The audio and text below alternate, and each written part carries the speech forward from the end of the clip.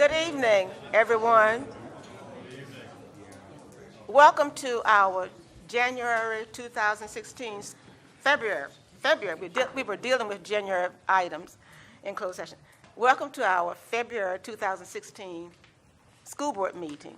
We're delighted to see a full house this evening. It's exciting just to think and consider what brings you here in addition to your appreciation for Franklin City Public Schools. So welcome on behalf of the school board this evening. And at this time, I'd like to ask that you join us in the Pledge of Allegiance, and with the principal who is responsible, please come forward.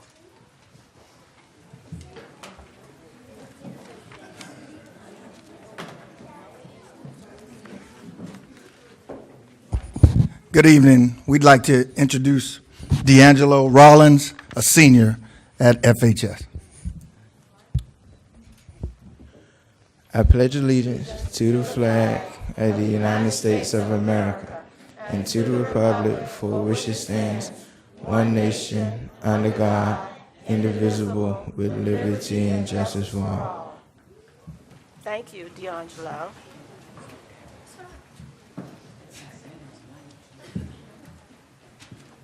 I will now entertain a motion to come out of closed session.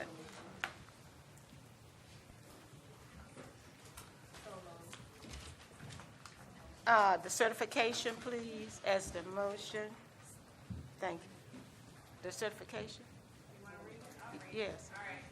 Whereas the Franklin City School Board has convened a closed meeting on this date pursuant to an affirmative recorded vote in accordance with the provisions of the Virginia Freedom of Information Act, and whereas Section 2.2-3712D of the Code of Virginia requires a certification by the school board that such closed meetings was conducted in conformity with Virginia law. Now therefore be it resolved that the Franklin City School Board hereby certifies that to the best of each member's knowledge, only public business matters lawfully exempted by Virginia law were discussed in the closed meeting to which the certification applies, and only such business matters as were identified in the motion convening the closed meeting were heard, discussed, and considered. It's properly moved in second that whereas the Franklin City School Board has convened a closed meeting on this date pursuant to an affirmative recorded vote and in accordance with the provision of the Virginia Freedom of Information Act, and whereas Section 2.2-3712D of the Code of Virginia requires a certification by this school board that such closed meeting was conducted in conformity with Virginia law. Now therefore be resolved that the Franklin City School Board hereby certifies to the best of each member's knowledge that we only discussed those items as indicated in numbers 1 and 2. You've heard the motion. In a discussion? Hearing none. All in favor? Aye. Opposed? The motion is carried. Thank you. Roll call, please, Madam Clerk.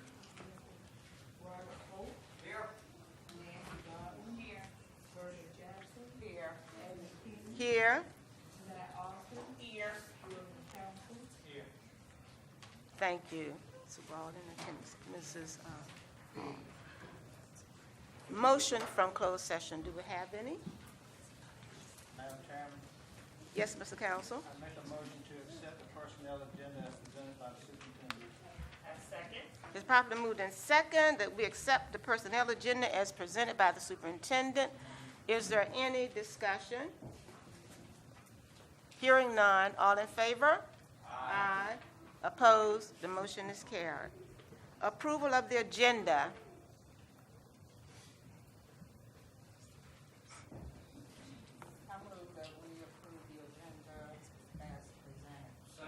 It's properly moved in second that we approve the agenda as presented.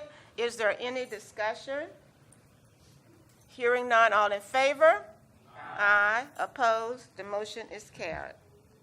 Good news. Dr. Bell? Madam Chair, board members, good evening, public. Tonight, we would like to recognize our school board for the hard work and the service that they have given to Franklin City Public Schools.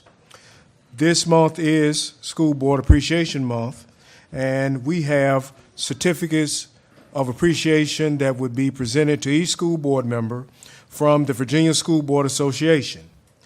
The certificate of recognition reads, "In appreciation of your dedication and service to excellence in education on behalf of the students of the Commonwealth of Virginia. School Board Appreciation Month, February 2016, signed by the President of the Virginia School Board Association, William Kidd, and the Executive Director for the Virginia School Board Association, Gina Patterson." So at this time, school board members, will you join me at the front of the dais to receive your certifications of recognition?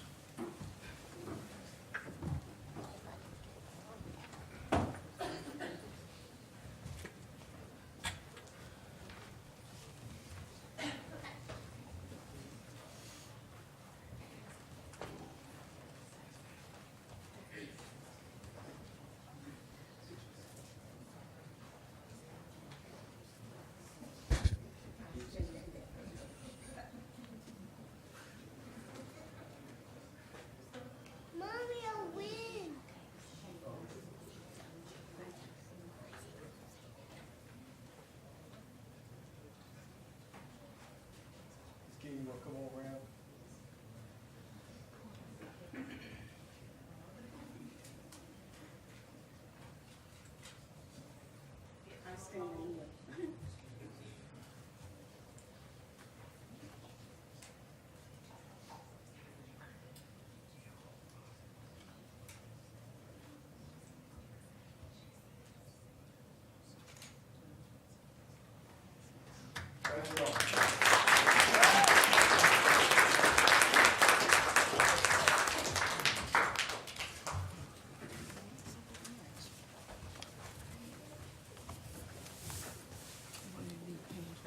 Yes, ma'am. And then we can present that to her.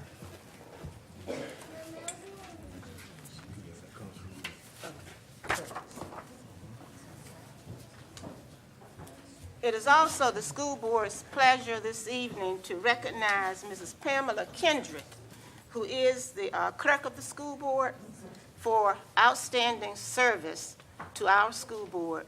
Pam goes beyond the call of duty and serving us. She schedules all of our meetings and conferences.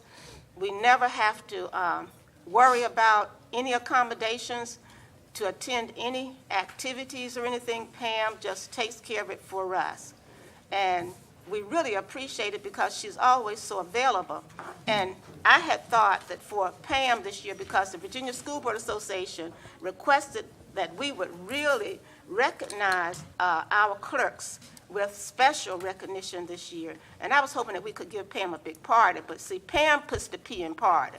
We cannot plan a party like Pam does.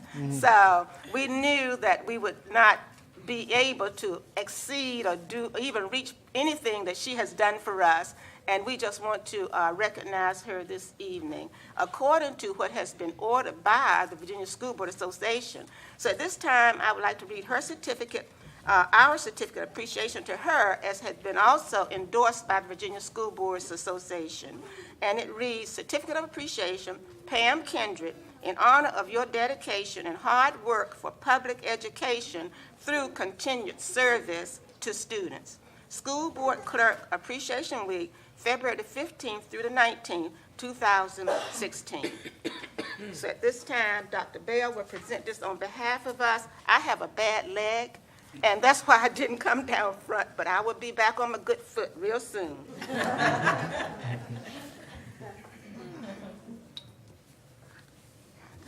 Thank you. Thank you, Pam. Let's give Ms. Kendrick a round of applause.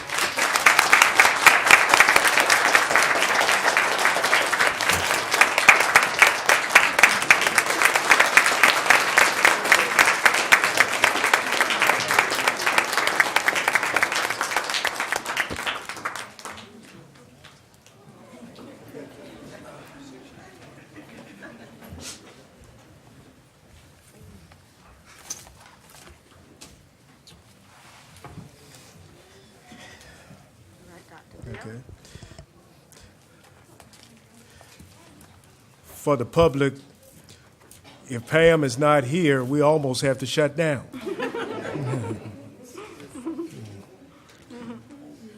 Thank you, Mrs. Kendrick, and thank you, Board, for all you do. At this time, we would like to recognize the school board for two recognitions tonight, one from the Franklin Cooperative Ministries and one from the Franklin Department of Social Services. The Franklin Cooperative Ministries has forwarded a thank you note that says, "Thank you so much for the Thanksgiving food drive. The 580 items are much appreciated. It is only through your generosity that we are able to help people here in Franklin, Southampton, and Isle of Wight. Warmest regards, Veronica Ferguson, Executive Director for the Franklin Cooperative Ministry Board of Directors." Please, let's give the board a hand.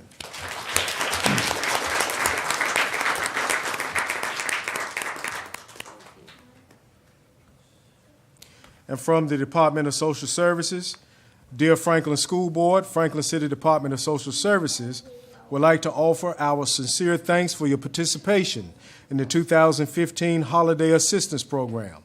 With your generous donation included, we were able to successfully serve 83 families, including 185 children, in our Franklin community. It is through community sponsors such as yourselves that we are able to continue service to the Franklin community. We wish you a wonderful new year and hope that you will consider sponsoring with our agency for the 2016 Holiday Assistance Program. Thank you from all of us at the Franklin City Department of Social Services, Alan Hogue, Agency Director, Deanna Cheatham, Family Services Supervisor. Once again, let's give the school board a hand.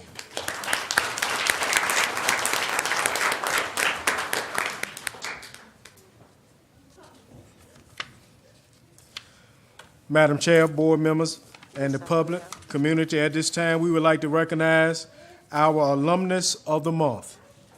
For those who may not tune in on Thursday nights to the greatest show in town, but on third Thursdays, we highlight a graduate of Franklin High School.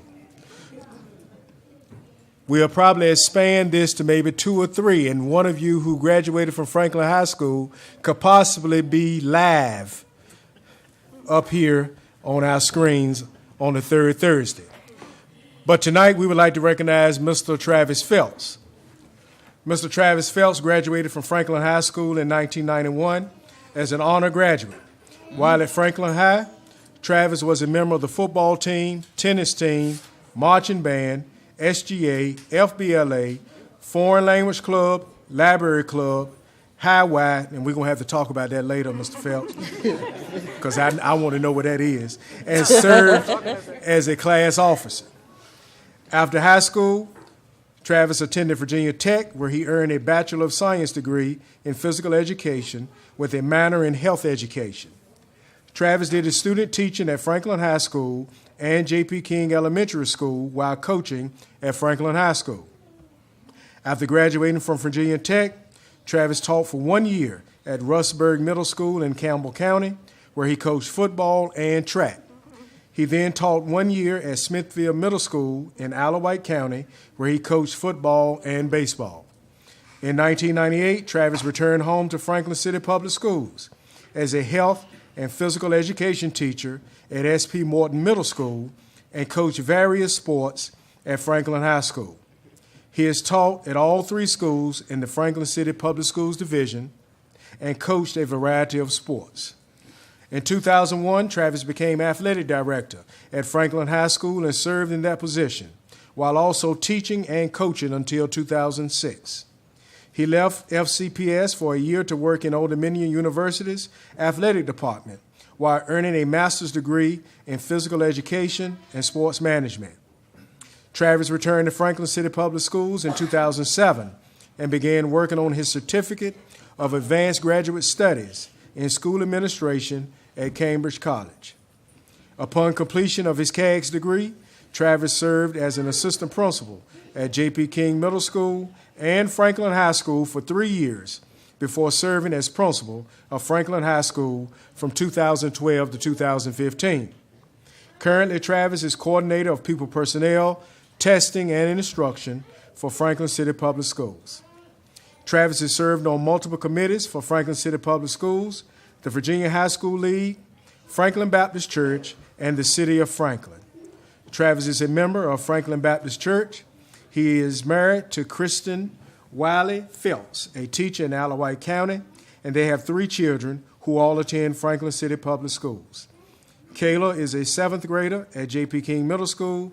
Abby and Brooke are in 2nd grade at S.P. Morton Elementary School.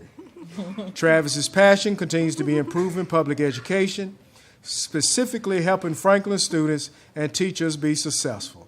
He is a proud graduate, employee, and parent of Franklin City Public Schools. And tonight, Mr. Phelps has his family with him. Please stand.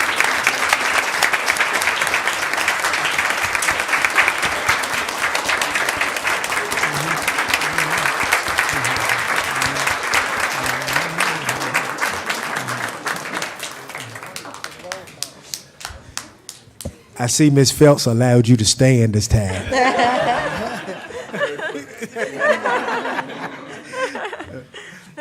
Congratulations, Mr. Phelps. This is so well deserved. It really is. Madam Chair, board members, we would like to call Mrs. Gail Wade forward to present the best student attendance, the best teacher attendance, and the Blue Ribbon Clean School Award, which is a new award in Franklin City Public Schools for this month. Good evening, Ms. King, Dr. Bell, school board members, and Franklin community. It is my pleasure to give the next 3 monthly awards. First, I'd like to call all 3 of the school principals to come and join me up front. And Ms. Pittman, you'll be coming in Mr. Chandler's place. Okay, I will begin with the Best Teacher Attendance Award. This award is given to the school with the best teacher and staff attendance. And this would be for the month of January 2016.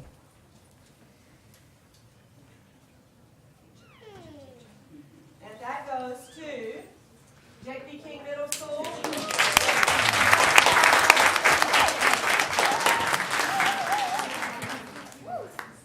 The Best Student Attendance Award is awarded to the school who has the highest percentage of student attendance. This would be for the month of January 2016. And this goes to Franklin High School.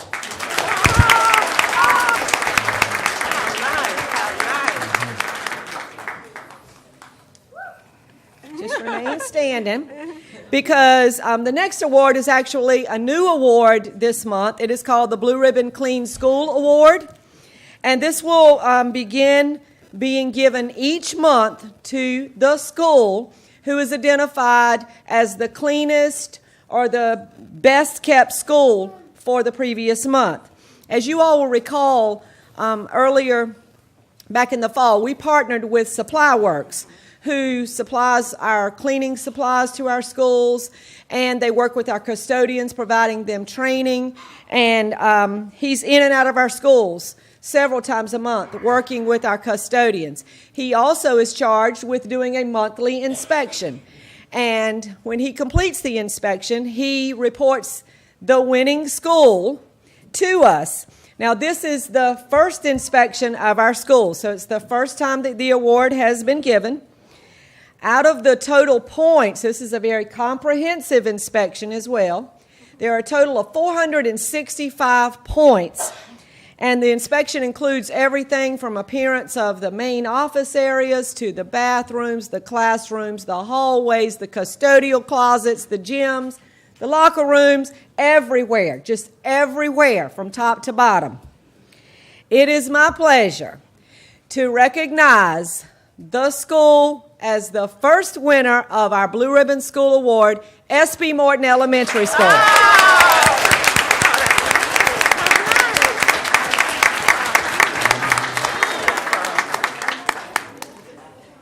And to receive this award, I would like to call the S.P. Morton custodians forward. I know I saw Miss Clark,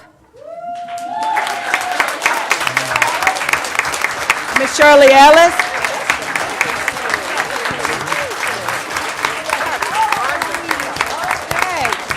Madry, Mr. Reed, and Mr. Kendrick.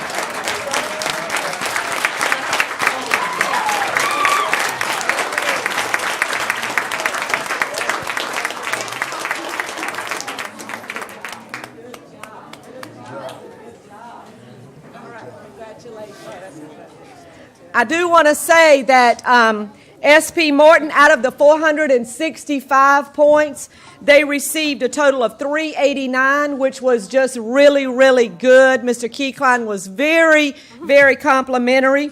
Of course, our average a month is 90%. So we set goals, and I want everybody to know, but not just the principals and not just the teachers and students set goals for excellence and achievement, but so do our custodians. You all set goals to reach 90% on your monthly inspection. I'm very, very proud of SP Morton for achieving this award for the first time that it's given.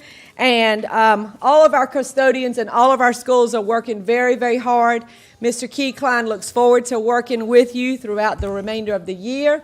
And I look forward to seeing the competition grow as to see who gets our Blue Ribbon School Award. Thank you all again for an excellent job.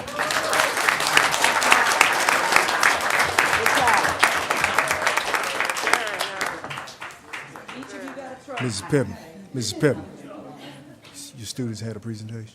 Okay. Madam Chair, board members, Mrs. Pittman and the students of SP Morton have a special presentation for the school board members. Mrs. Pittman, please come forward.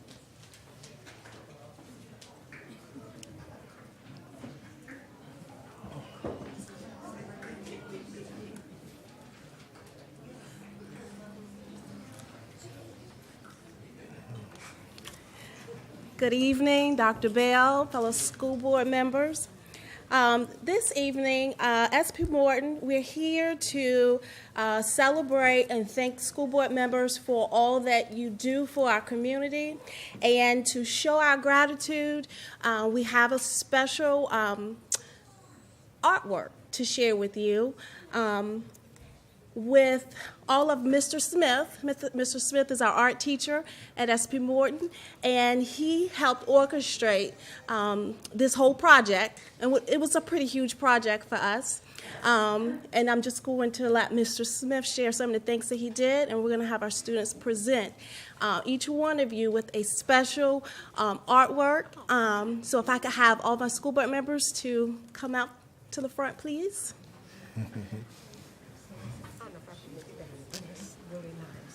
The students did artwork based on the topic gratitude, and they're going to present to you their version of gratitude. Peyton Clements.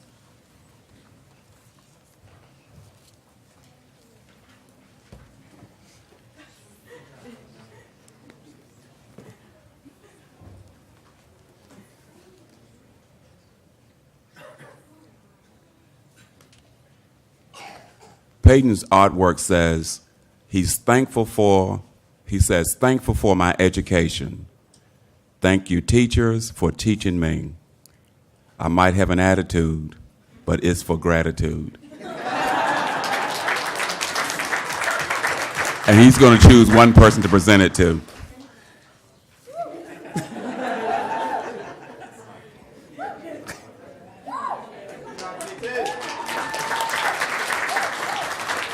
Juliana Pereira.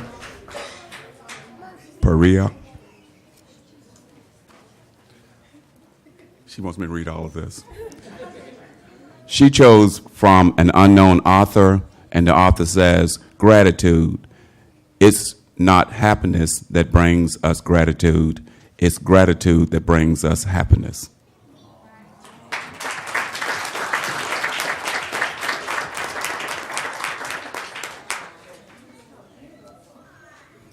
Emily.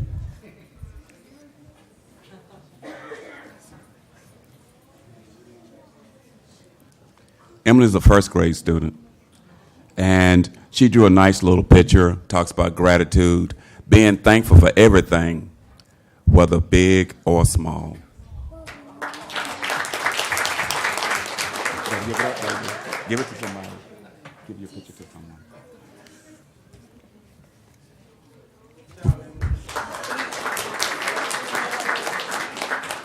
Detroit Robinson.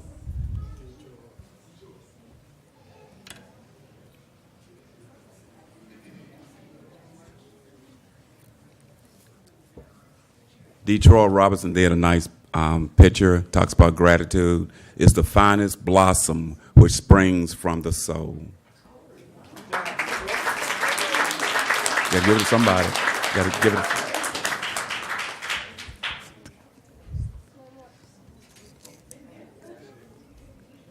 How many more? Scholar Bond.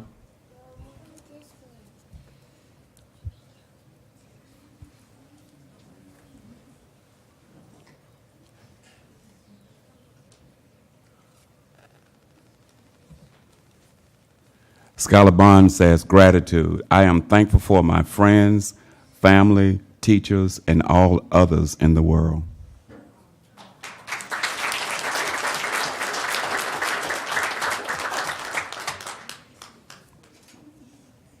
Emily Benton.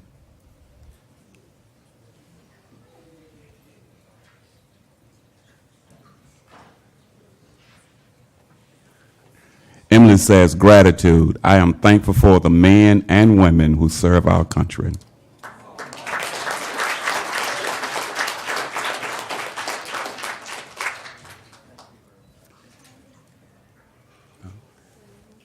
Who else still has? Come on, come on. I'm losing my notes.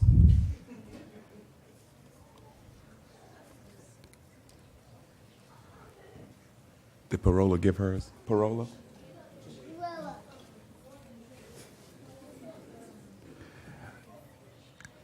Ariana Pikett, she said gratitude, a creative expression. To, Pam Neeson. Who else? Come on, baby. We got another one. We give this to Dr. Bell. This one right here. Give that to Pam. Pam needs one.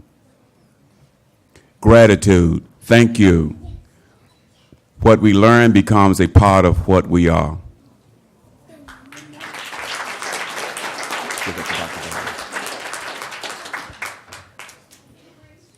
Miss Bellamy has one.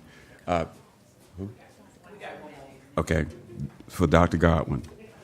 Miss Bellamy, she did one that was very simple, said, thanks.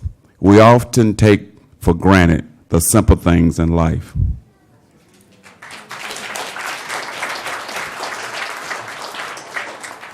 She's here? J. Britt Warren.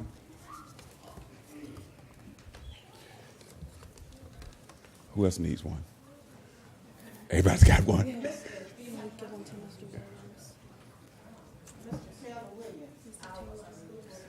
J. Britt Warren says, gratitude. When just saying thanks is good enough. Mr. Taylor Williams.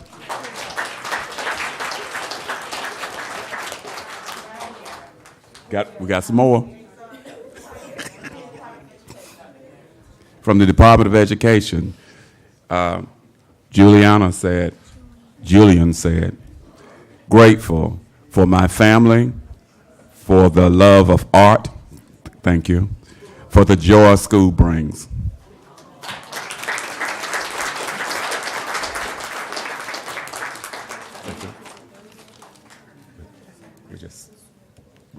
We're saving. Just in case, we had plenty, in case we didn't want to run out.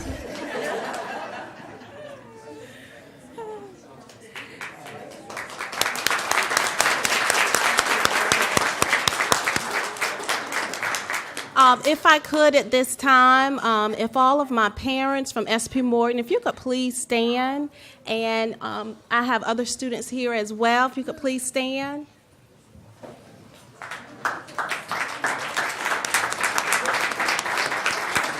And I just want to thank you all for coming out. This is not all. We have a second part of our presentation where we had students that created artwork that was posted in the school.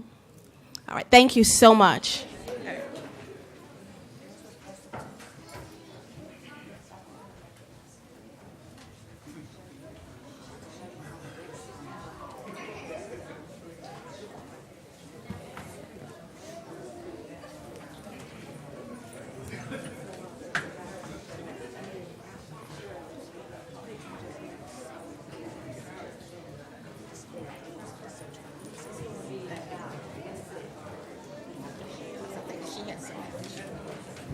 you so much.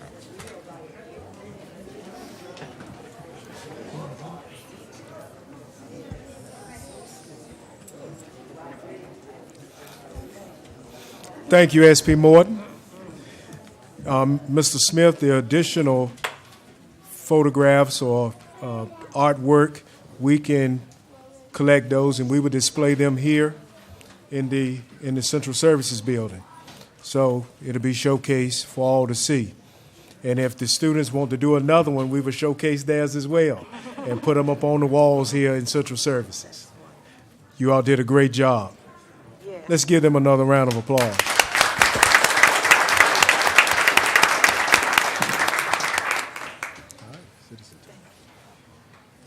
All right.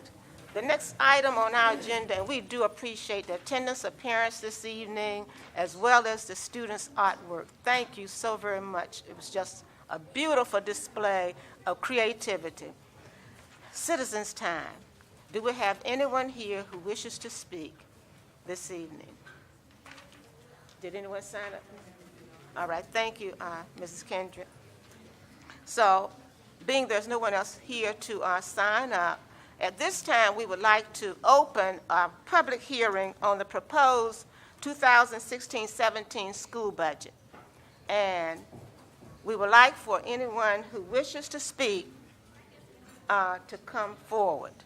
You didn't know?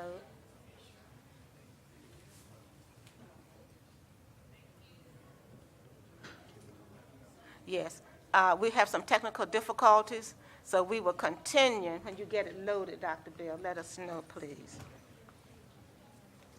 All right? So we will not open the public hearing at this time.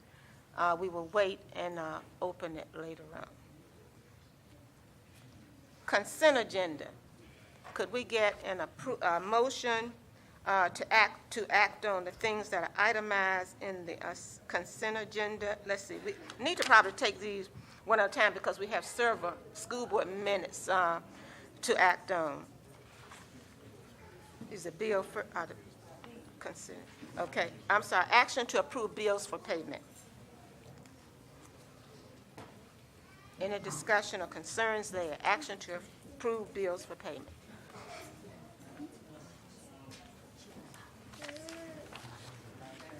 Yes, Mr. Campbell.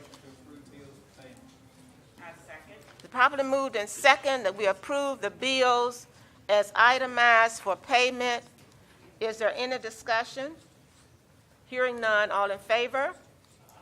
Aye. Opposed? Motion is carried.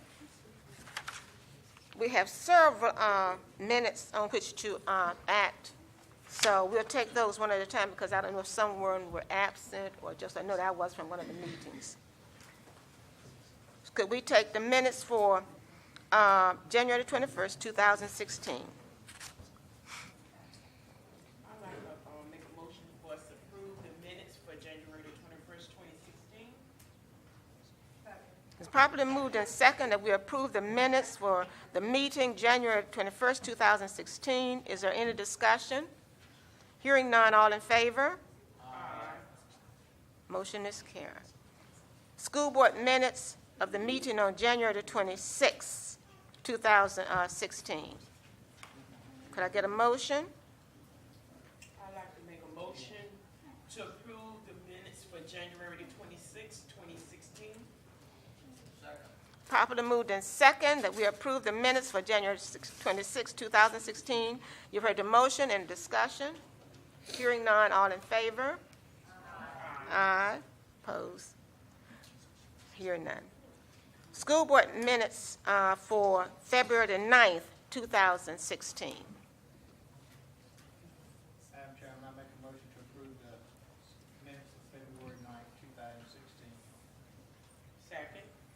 It's been properly moved and second that we approve the minutes for February the 9th, 2016. Is there any discussion? Hearing none, all in favor? Aye. Right. And I might wish to note, too, that I abstained from January 21st and the 26th. Those two meetings, I wasn't here for those two. Right. Superintendent's report. Madam Chair, Yes, Dr. board members, at this time, we would like to call Mrs. Gail Wade forward for the presentation of student artwork as a part of our character education program within the Franklin City Public Schools Division.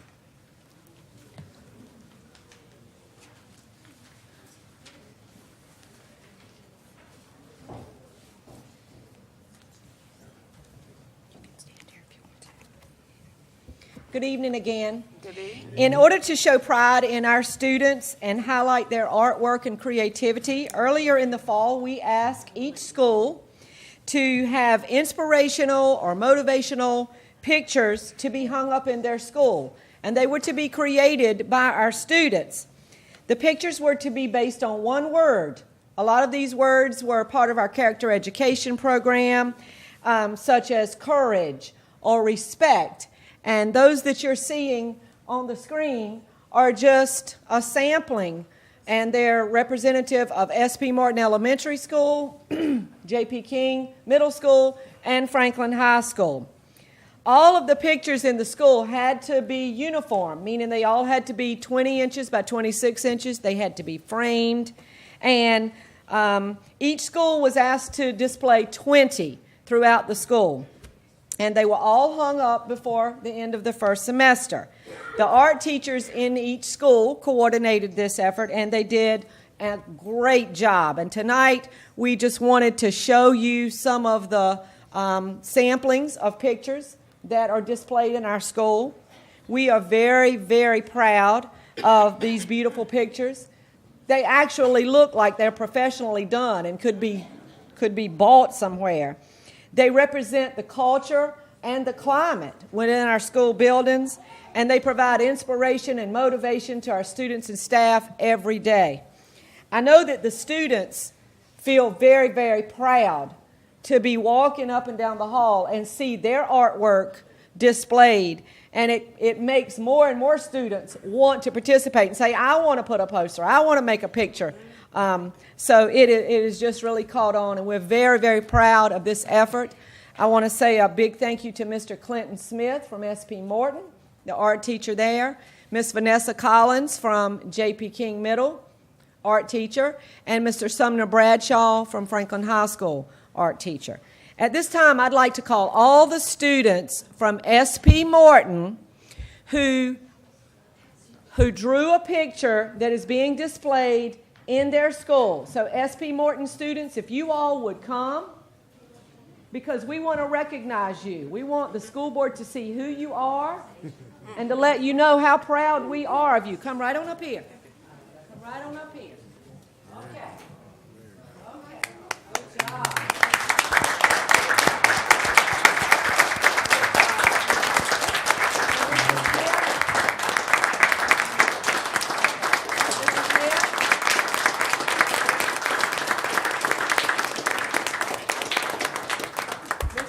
Their art teacher, you all did a fantastic job. I get excited every time I go in S.P. Morton and go up and down the halls and look at the pictures that you all have drawn because they look so professional. And I just want to say thank you, and I invite all of you to go into the school and see the pictures that these children have drawn. Their parents that are here with them, if you all will stand, thank you for being here. Alexis.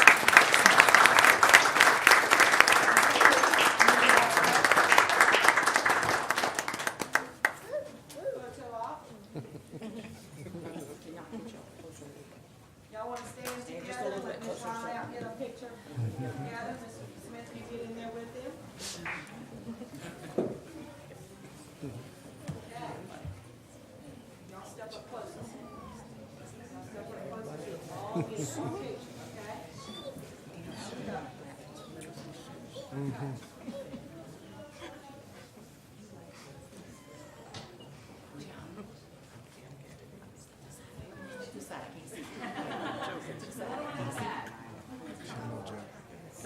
Can't see. You're right behind her.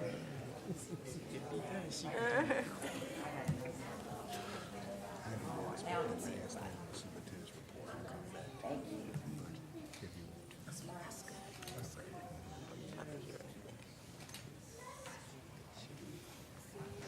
Great job. Very, very proud.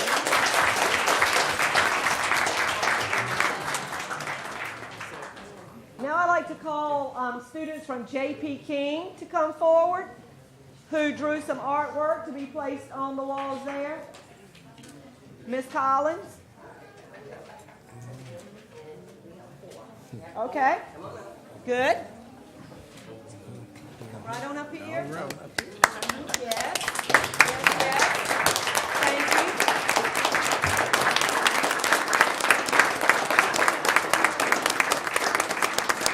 Your artwork is impressive. It is inspiring. I love it. I love to see it on the walls, and Ms. Francis tells me that more and more students are wanting to do it every day. So that's awesome. Okay. All righty. Thank you. Parents, J.P. King students that are here, thank you for being here. We're very proud. Thank you, Ms. Collins. Thank you for being here. Thank you. Congratulations. Good job. And now, last but not least, Franklin High School, our high school artists.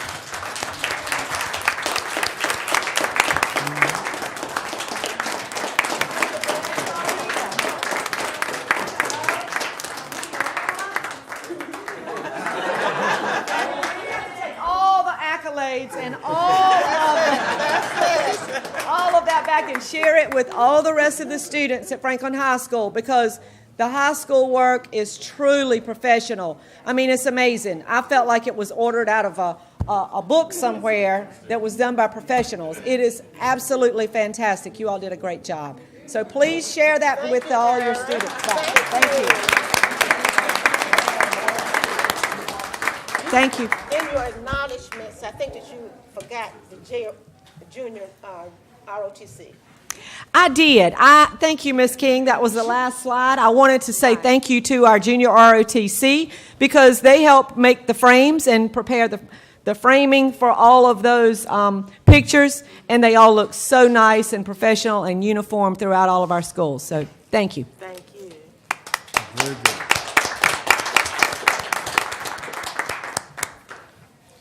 Thank you, Ms. Wade.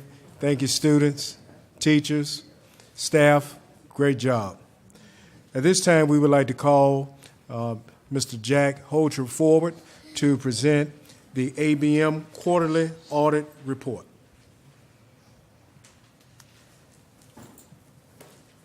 You mind if I approach? No, not at all. How are you?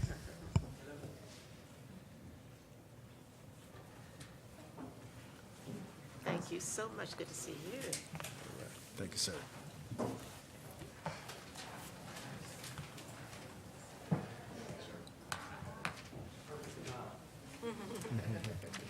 What a happy board meeting.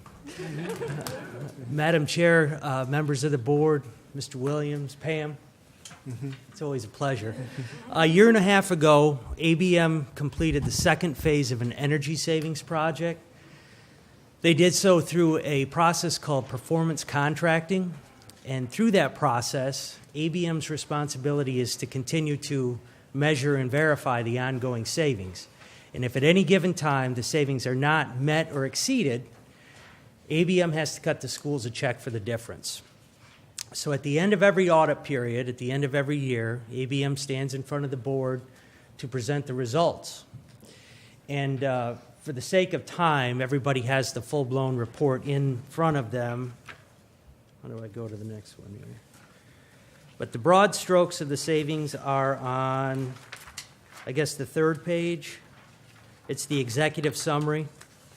And as you can see here, I very clearly laid out what the guaranteed numbers were in dollars, okay, and then what the actual savings were. So I'm happy to say that the schools once again exceeded their savings, dollar amount of which was a little over $21,000, and that breaks down into the KWH, the actual electrical consumption. It breaks down into we exceeded the guarantee almost 130,000 KWH. So great job to the schools, to the board. The project continues to pay dividends, and we'll continue to measure and verify. We continue to do that on a quarterly basis. So we'll give those reports to Ms. Wade, and it's to our benefit to continue to measure and verify these savings too. We don't want to cut checks. So great job. If anybody has any questions Or if you do a deep dive into this and you have any questions, just funnel those through Ms. Wade, and I'd be happy to answer them, okay? Does anyone have questions? Thank you, Board. Thank you so very Okay. much. Thanks to you.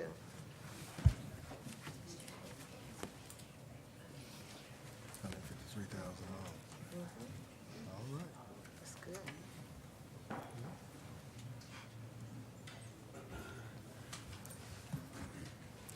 Madam Chair, board members, at this time, we would like to call Mr. Edwards forward for the Quarter 2 benchmark and SOL data report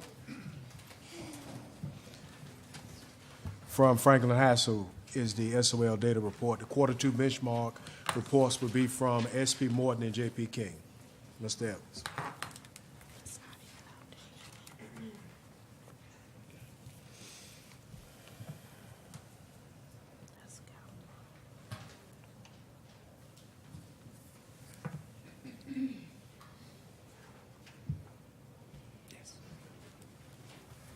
I say good evening Good evening. to the Franklin Mr. City Edwards. Public Schools Board. And I'd like to present to you the Franklin High School SOL data from first semester. And we uploaded it into Board Docs so that we did a comparative analysis of 2014-15 of where we were and a 2015 snapshot of where we are now. And we did a plus and a negative category for each subject, and it's listed by subject at the top and the overall where we are at the bottom. 2014-15 is in the blue, the 2015-16 status is in the red.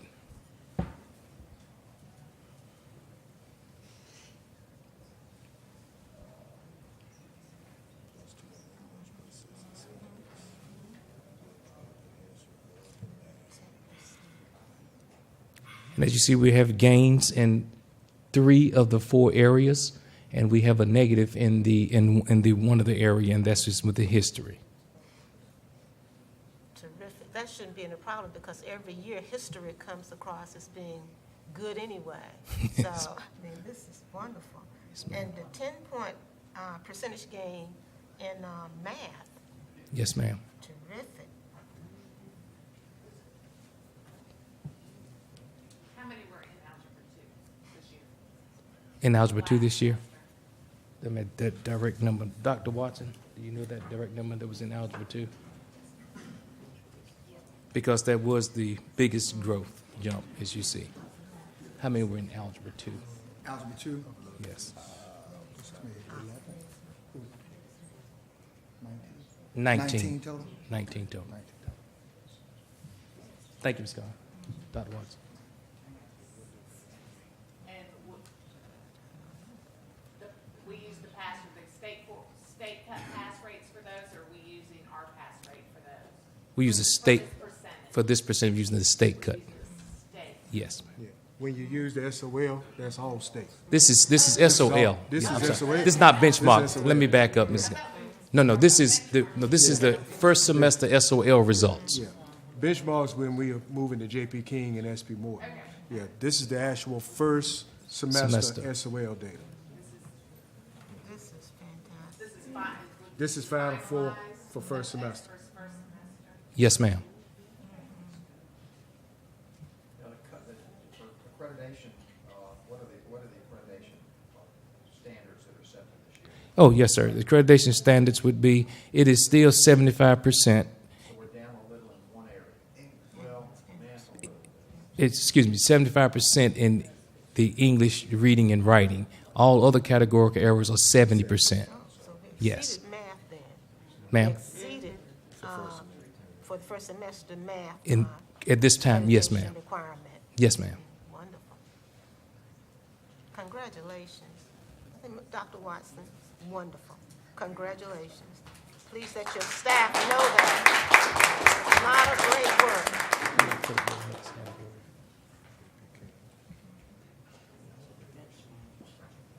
There's one document, right?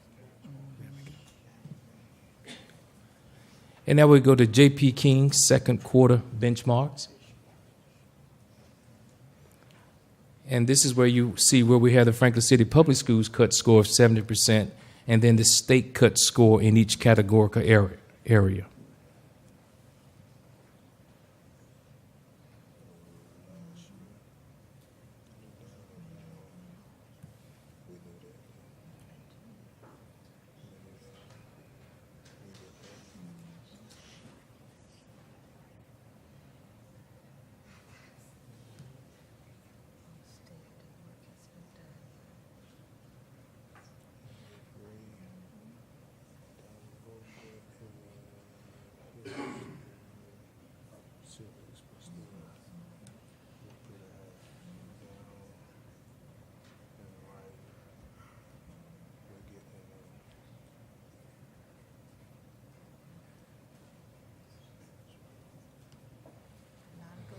I'd just like to add that our students are definitely working hard in every subject on all campuses, and that if you look specifically at J.P. King, which we're looking at now, the writing, and we have a lot of personnel on the ground, Mrs. Francis, Mr. Parker, Ms. Mahoney, Ms. Cox, and then we also have Dr. Porter. They're giving assistance to help that writing. Great work. Mrs. Francis, pre-algebra that was implemented this year was at what grade level? Was that 7th grade? Yes, ma'am, 7th grade. Now, is that, and I don't want. And that's 8th grade. That they fall in with the 8th grade math test. Wonderful. Yes, it's the 8th, yeah. Yes, because an 8th grade requirement, isn't it, for pre-algebra? Yes, ma'am. Mhm. Wonderful. So we were Now- pretty excited about that this year. Now, when we visited S.P. Morton, I think we went to Mrs. Freeman's class, and she was doing associative principle laws. Yes, and ma'am. distributive laws, commutative law. That was pre-algebra. Yes, ma'am. What was When they a had the lot- laptops? Yes. Yes, ma'am. A nice sized group of students, Mhm. a very large class. And that's going to That- complement this right. excessively. That's right. Thank you. You're welcome.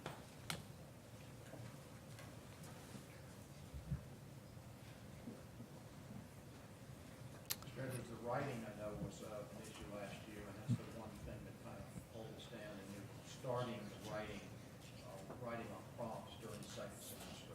Yes, sir. Is there any benchmark comparison with writing for 8th grade that can be made, or is that something that's going to become available later? We can definitely do that, Dr. Geiger. We can make it available by grade. Yes, sir. Have we, well, this is just all students. It's all student category.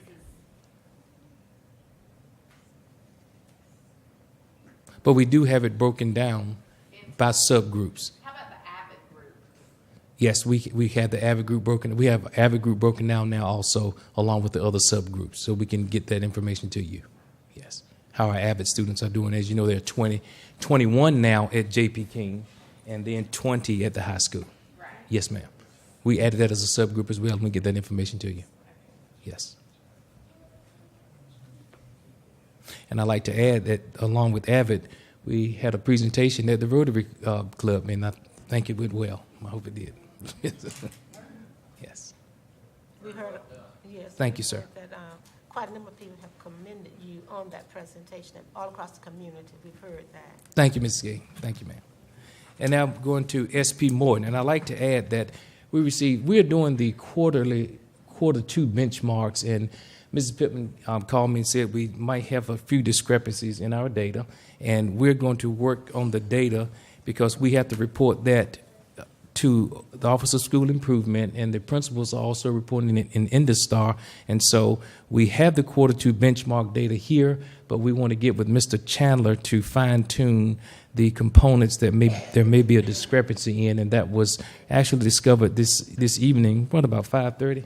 About 5:30. So we'll make sure we get you an upgraded report on the SP Morton benchmark data quarter 2. And the date these benchmarks, was this the November? When was this benchmark taken? January. Oh, they were just. Yes, just taken.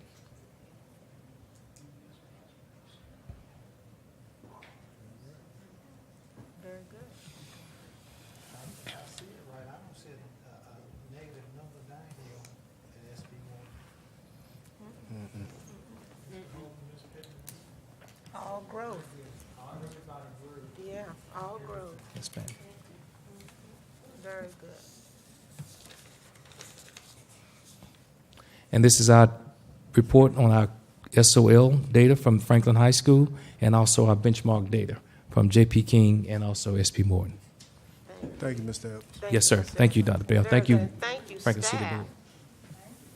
Working very hard.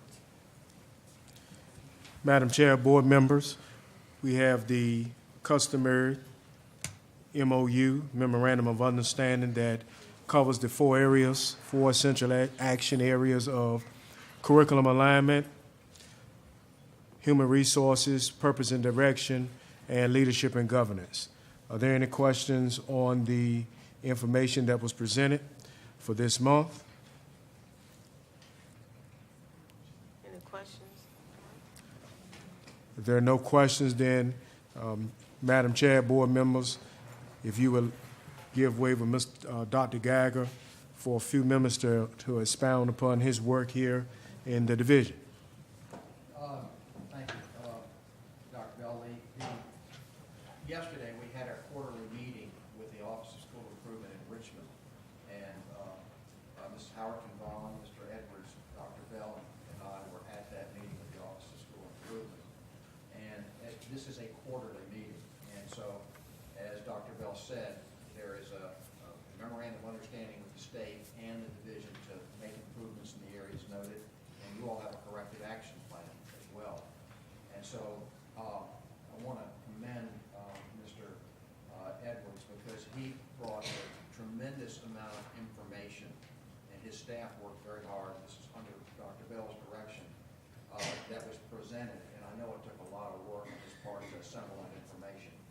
My sense is that that shows that the division is addressing this, and they are working hard to improve in the areas of that MOU and of the corrective action plan. So as that information was presented, we looked at the former CAO's report and all those next steps that were identified, and had I think a very rich discussion with the Office of School Improvement. Areas where progress was being made were noted. Some of those areas, for example, are the fact that this division is monitoring student learning, as you can see by the benchmark. It's monitoring observations of principals so that they're getting in and looking at what's being done with lesson plans and teachers' lessons. And so those are things that before were areas where there were some concerns. The fact that the division's got an all-hands-on-deck approach with power walkthroughs and other ways to monitor how teachers are doing and provide them assistance is definitely a step in the right direction. Now, the whole picture, though, is this. We also looked at sample lesson plans.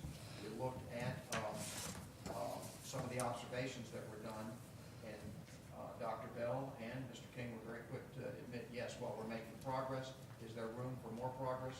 Yes, there is, in the Office of School Improvement. And your team talked about what can we do to up the ante. And the two big things that emerged were additional professional development for teachers on making sure when they come up with their lesson plans, they're looking at the curriculum framework and not just dealing with the content, but teaching it at the level where you can anticipate the SOL questions coming from. It can't all be simple recall information. It also be at a higher cognitive level in many instances.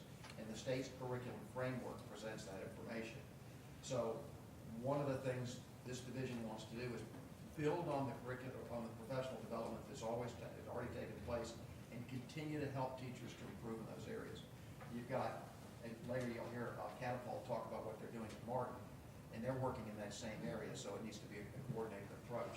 But that's the first set of professional development that will take place. The second one is for principals' feedback, to make sure it's evidence-based. The state has had training for school divisions and numbers of different divisions throughout the state on making sure that if I'm going to go in as a principal and I'm going to be looking at Mr. Counselor's lesson plan and his delivery of instruction, that I don't just say you're doing a good job or that students are engaged, but I actually have evidence that shows, well, I saw 16 kids were working on computers while you were working with 4 students at your group, but there were 3 students that were not focused on this particular situation. They were in that right corner. That gives him information he can use in terms of how to work on student engagement. Formative assessment is another situation, to say that we're checking to make sure students understand how are we doing that. Are we asking questions? Then when the principal gives that feedback, we would say, Will, in this particular situation, you ask questions to your class such as X to find out whether they understood this particular concept of math that you're talking about. And I'd actually script one of those questions or a couple of those questions. Work's been done in that area. There's no question about it. We need to up the ante. And we know that if we have lessons that are aligned and feedback that is constructive and evidence-based, students or the staff is going to grow and the instruction is going to be stronger, and hopefully those results are going to be higher. So by the time Dr. Bell, because I went in early this morning after that meeting, and by the time I got here early this morning, Dr. Bell and Kelvin had already talked about what can we do with this professional development. And they've laid out a game plan for providing that additional professional development during principals' meetings, and they're working with delivering it also down to teachers. The other thing they're going to do is they're going to pick up the pace of monitoring. They do power walkthroughs. Your superintendent participates in that. When they go in and monitor firsthand themselves, the central office, what's happening in the classrooms. They're now going to pick that pace up with Monday walkthroughs too, and they're going to rotate that at all 3 schools, including open campus, so they get a firsthand view, not just of what the principal's doing, but what they're seeing with their, as you say, put your eyes on it. He always makes that comment. You get what you monitor.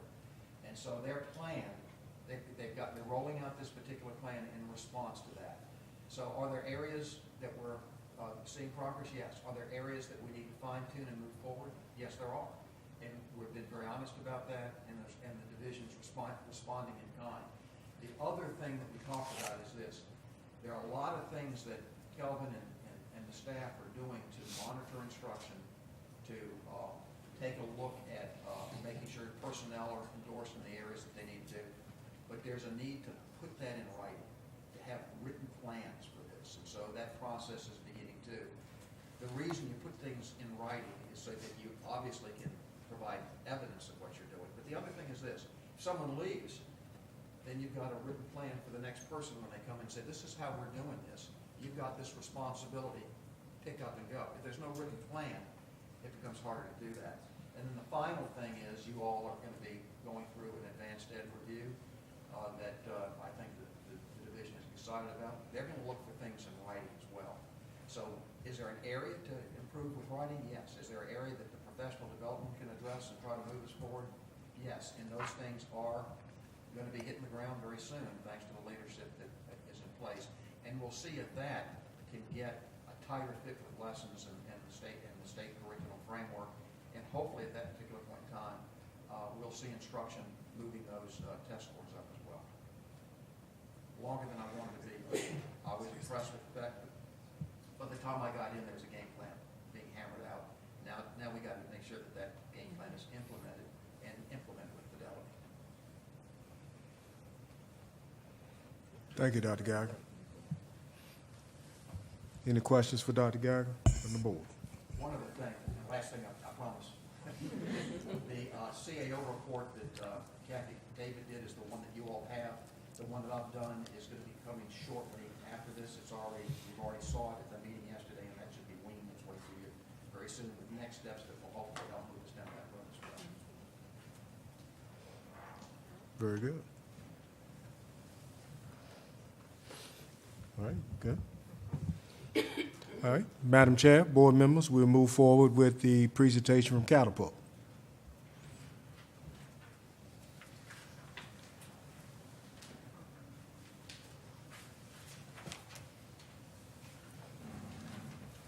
Good evening, everyone. Good evening. It's always a delight to come and meet with you each month to share with you what we're doing with Catapult Learning at SP Morton Elementary School. And just as Dr. Geiger spoke of what we're doing to support teachers as far as they're writing the lesson plans, rigor, and looking at the cognitive level. That is what we are constantly doing with teachers weekly. We continue to work with that. We continue to work with that with them so that when we leave, they'll be able to sustain that. So between doing that every week, we also will put in, as one of our next steps, some additional support as far as writing lesson plans that contain that rigor, especially with teachers who are still having some difficulty in those areas. Okay, we're also going into all of our classrooms. We're observing and providing feedback to all K through 5 teachers and providing still some additional feedback to our new teachers or any teacher that may be new to a grade level. We continue to provide that support on a regular basis. This year with our curriculum, we also have project-based learning. So we're working with our grade level teams and our content areas on the project-based learning activities in math. I know Ms. Gurley worked with the math teachers on doing so. And in reading, we always review those prior to time for them to be given to make sure that we understand exactly what the concept is, how we're going to do it, and the expected outcome. We talked about writing quite a bit tonight. We have writing in K through 5. We put in our writing this year that we're really structuring how we want students to write to build that capacity. So by the time they get to the middle school, they will be in a better position to do well. And we're glad to see that from the time school opened to this point, we know that each grade level has made an increase of 7% to a 35% increase in writing. And we'll be sure to get that data sheet to you. Okay? But we are seeing the increase in the writing from the kindergarten students all the way up. Okay, and each grade level has a particular rubric that they use that's grade level appropriate that addresses those fundamental issues that they need to have at that particular age. About how students learn. We continue to follow up with teachers. We're looking for those effective ways students can learn to be independent thinkers, and anchor charts are a big part of what we teach teachers how to develop and use in their classrooms, so that even after the Tier 1 instruction, when students need to go back and get some review on how to follow through a particular concept, the anchor charts are in the classroom that will help guide them so they can become independent thinkers. And we also notice that with the anchor charts, because they are in certain places in the classroom, even when we take them down for a test, students look at that spot like they can remember it's there, what's on it. So it really becomes a part of their independent learning. We're working also to create interactive notes, comprehension. We're constantly working on different types of ways to improve the instruction in the classroom. And in math, those comprehensive notes, the interaction, the interactive notebooks, all of these items are part of the ways in which we take students to the higher level thinking. And lastly, when I think about the grade level teams, and we looked at PALS this year, and what we've noticed with PALS, we are constantly working with our students on improving their reading. That is a constant monitoring process. We have our reading specialists working with students in small groups from K through 5. We also have our tutors who come in to work with students in the PALS program to improve that the reading for those students. And in the mid-year, there is not actually a mid-year test line for PALS. We give mid-year tests for PALS so we can monitor the progress made from the beginning of the year to the middle of the year. And also, if there are any students who are falling behind, we can pick them up at that time. And the next test we give will be the spring PALS test. And that will let us know which of our students are proficient at that level based on all the tutoring that we've given, all the classroom instruction. So you will be getting, when we get to the end of the year and we give the spring PALS, we will be sharing that data with you from the beginning of the year to the end of the year. Okay? Questions so far? Okay. Oh, thanks for rolling me around. Okay. Would you say that the improvement in writing accelerates as they go up, or is it about the same from year to year? We noticed this year that it is accelerating in 5th grade. for third, fourth, and fifth grade, we're noticing that it is accelerating, and that's because last year we started a stronger staying up as the expectations are for kindergarten, first and second grade, because we know our kindergartners start off with the zero because they're just starting to write. But then by developing rubrics for what the expectations are by the end of the first 9 weeks, second 9 weeks, third 9 weeks, and the end of the year, and by putting in some writing prompts per se for each of those grade levels, we're better able to measure how our students are progressing on that pendulum. So I think it is better on the higher levels because they've had more practice, but we will continue to see that grow because of what we do at the very beginning. Any other questions? Thank you. Good evening, everyone. It's good to be before you once again. I will take over with our assessments piece. When we're talking about assessments, we continue to check our teachers' pre- and post-assessments. At this point in our contract, I am happy to say that most of our teachers now are on the track of making their own assessments, and so they simply email them to us to make sure we check for alignment, to make sure that the students aren't just taking a test just to be taking one, but that the questions do align to the curriculum framework. And so they are doing a very, very good job. So I want to report that. When we're talking about assessments, we also want to go into our K-2 benchmark results. And here you see for reading, kindergarten, first and second, the dark blue is our average score, and the turquoise is the pass rate. This is based off of 70% pass rate. Second grade doesn't look as strong there, is there any? Second grade read the test by themselves for the first time. Up to this point, the tests have been read to students. This was the first one they read by themselves.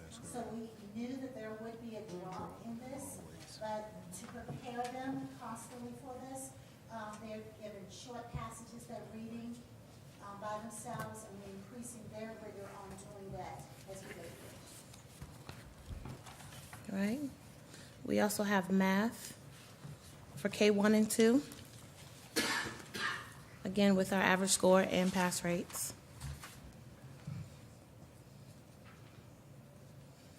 Any questions on our scores?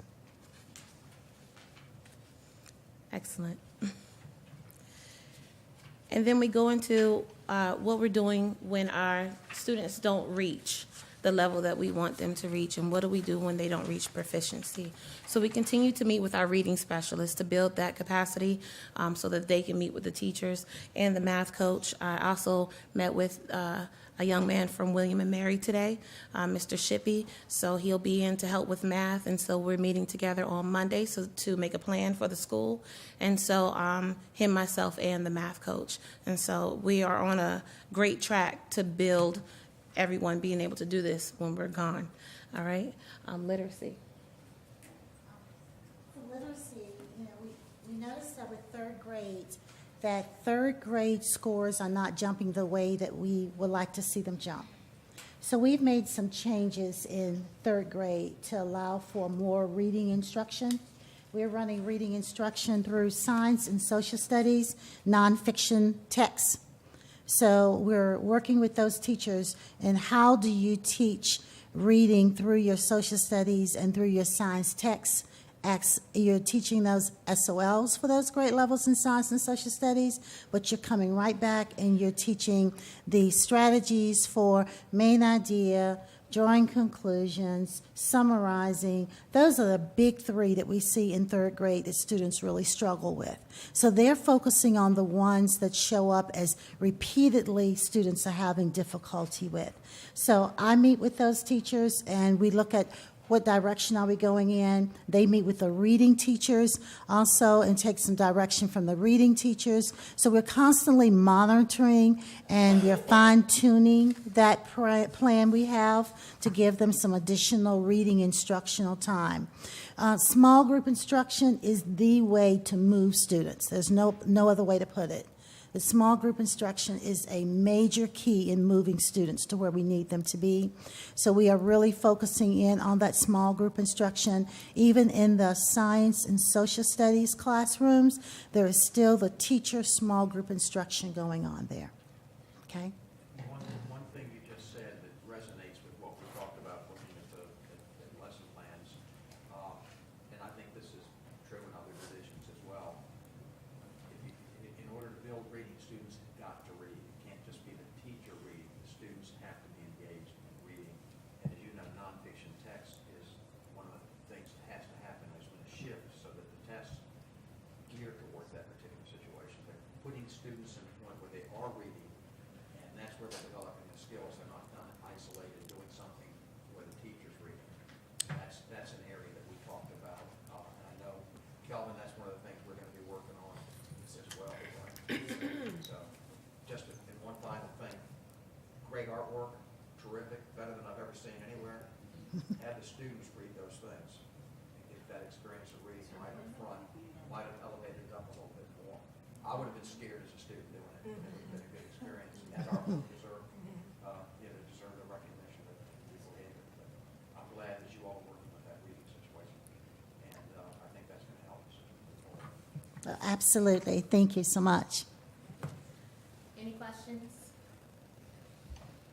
Well, thank you so much for all that you do, and thank you for letting us be here tonight. I just want to thank you all, and I guess Dr. Geiger, in listening to their report and your report, and the word alignment heavily emphasized, and curriculum, writing lesson. Curriculum, I think that we've talked about that before, how the curriculum guides the design of the lesson plan. You know, and I think that our teachers have maybe some grasp of that, and I don't want to frighten them at this time of the year. Here it is, what, March? Yes, this is March. Right. And the training is good, yes, and we need it. But I think that we need to be sure that we don't panic, and then we don't transfer that feeling to the classroom. Now, that I really think is significant. And I hope that maybe we will identify that population that needs the most help. And those persons who are already masters at writing lesson plans, aligning the lesson plans with the curriculum, I think that, we need to let them feel their comfort in proceeding with what they're doing. And I think that that's the best way to say that. Target so that if Yes. one needs help, I get the help. Yes. If using Will as the example, if he's doing a great job in that area, you don't need to drag him back. Absolutely. If anything, bring those persons who are doing well back into maybe supporting those who are not, because you have teaming already in your building at various grade levels, various disciplines. Bring then those persons who are doing well back as peer coaches to help those persons who might be having a difficulty. Keep it simple. That's my advice, as much as we can, because it's March. It's March. April comes, and it's over for the year almost. I don't want to see staff panicking. Good point you make, Mrs. King. And when Mr. Edwards and Mrs. Howard and Vaughn and I discussed our game plan, which we will unveil with the rest of the team, we talked about the processes that we already have in place. The PLC protocol has already been established. So in our PLC protocol, where our teachers are already having conversations amongst themselves, all we have to do is increase and elevate those conversations to a more laser-like focus on what we are identifying. Not trying to put anything else on them, but just in an elevated approach, more laser-like in what we're doing. So you're exactly right. Teachers are already in there together, so when you have them together as a group, collectively and collaboratively talking about their plans together, you don't have a sense of, it's I got you. It's we're all working together in V formation. So you're exactly right. That's our plan. Good, wonderful. Okay, thank you all. Both of you did share the information so that's so relevant to success, and we do want to be successful this year. We want to see our schools all accredited. I believe that we're moving in that direction, and we want to have that big party come July, where we thank everybody for having been here, and then we somewhat move on with sustainability. Do you want to do this now? Okay, what is next, Dr. Bill? Madam Chair, board members, if you would like for me to now move into the public hearing in the budget, Yes. I will. Okay, very Since it's good. on the superintendent's report.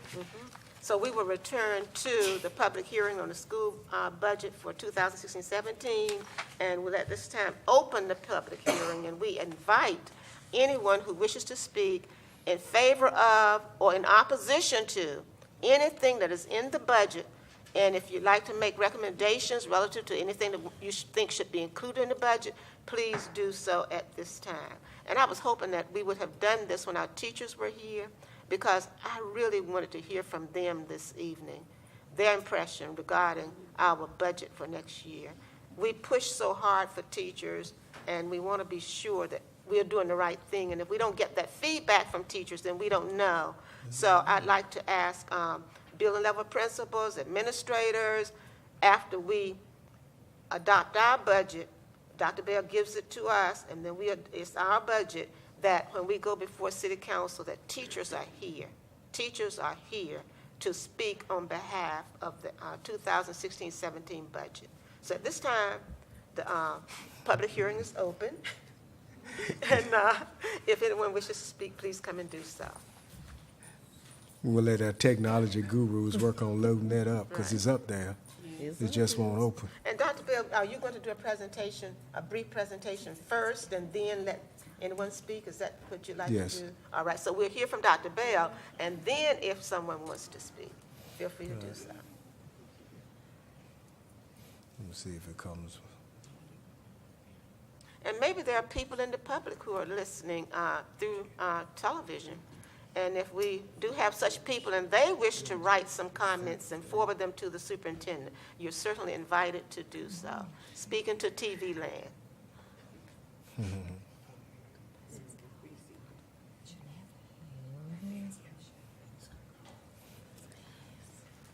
You. Slow.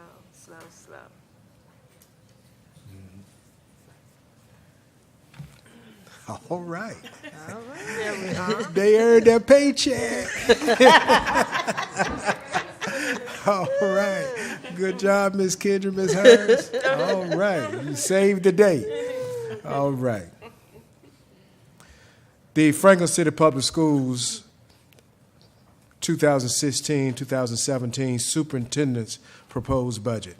As Ms. King alluded to, it is the superintendent's budget until I turn it over to the board. It becomes their budget, it's their money, and as the agent or chairman of the monies, then we spend their money.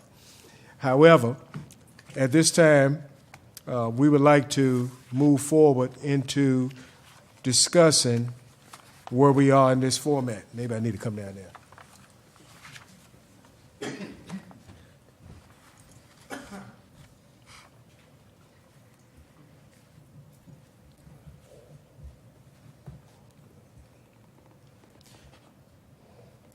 Every time that we present and we work on the budget, we keep the children in mind.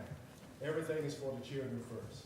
And as we look at reallocating resources, it's all about the student achievement and the services that can improve our school division. Last year, we embarked upon creating what we call a framework for excellence 3.0, which is a strategic plan that the division adopted with the work of a superintendent's advisory council, which was comprised of probably about 35 members. And within this framework for excellence, we created 4 domains which were aligned with the school board goals. The school board goals you see here: student achievement, efficiency of operations, communications, home, healthy, positive learning environments, and then that last one, improving technology. And these are in alignment with the 4 domains that are in the framework for excellence. So everything is done strategically and intentionally. The proposed financial plan for fiscal 2016-2017. This is based on an ADM of 1,003 students this year. Presently, our ADM is based off 1,062. As you see, as we went back to 2014-15, our operating fund was some $13,911,000. You see that has decreased last year, the monies that we work on right now, 15-16. 16-17, we are projecting $1 more. General Assembly is still in works. Could be more, could be less. But talks right now, it could be more. But right now, this is our proposed monies that we're looking at in our operating fund that are coming from the state as well as from the local bodies. $1 more from last year. The federal fund has been stagnant. Our cafeteria fund increased some $153,000 because when we took part in the Hunger Schools reform, the community eligibility program where all of our kids eat for free, lunch and breakfast, we had an increase in our monies in the cafeteria fund. So as we looked at what we had on our annual audit of $792,000, and that number, we just are playing with that because we figured we will probably have some of that same amount for next year, could be more, but right now, our proposed budget is $16,236,048, which is about $153,500 more than 15-16. When you're balancing the budget, your revenues have to equal your expenditures. So in the revenue, all funds, that was those three line items that we just talked about. Operating fund, federal, cafeteria. In the expenditures, this is what you see the board approve and look at every month as it pertains to the monthly financial report. Those categories, where we have instruction, transportation, technology, operations and maintenance, and administration. The majority of our money goes into instruction, which it should, because we said as we allocate resources, we are allocating that for students. And our teachers fall into that path, that purple path, and that's where the majority of our money lies. The next slide, state revenue. This year, what we saw from the state was that we had an increase of $59,333 that was afforded to us because SOQ, Standards of Quality, those positions that are teachers, administrators, things of that nature, increased by this amount. The increase was due to the fact that our composite index decreased. Last year was 0.2978, now it's 0.2930. What is that based off of? Poverty area, economic disadvantage, information from the census, things of that nature. Our composite index in Franklin decreased, even though our ADM decreased, but we increased that monies due to the composite index, which is not a good thing for our area because we don't want our area to be economically deprived. However, it is good for us because we can now allow maybe one teacher, 2 part-times or whatever, because that's equivalent to a teacher's salary along with benefits. So we can add to our instructional piece some $59,000 to help bring another teacher to the fold, if it stays this way and the General Assembly passes everything. Hopefully, we will receive more monies. Right now, the General Assembly is talking about adjusting some of that biennial money, so we could receive more. But right now, this is where we are. Priority 1, staff salaries. Always the discussion of the school board to make sure that our teachers and staff are compensated and in alignment with the divisions that are in our area. As we move to the next slide, this is what the board, as we have been in budget work sessions, are proposing to the city council, which is our appropriating body. We are positioned to ask for a 3% raise with a step increase. A 3% raise with a step increase. which equates to $260,000. And this increase will be for all full-time and most permanent part-time employees. Last year, we received 1.5 from the city. We received 1.5 from the state. The city matched our 1.5. Reason we're asking for the straight 3% with step, because in the governor's budget, there is no raise in this 16-17. It's 0%. The raise is in 17-18 at 2%.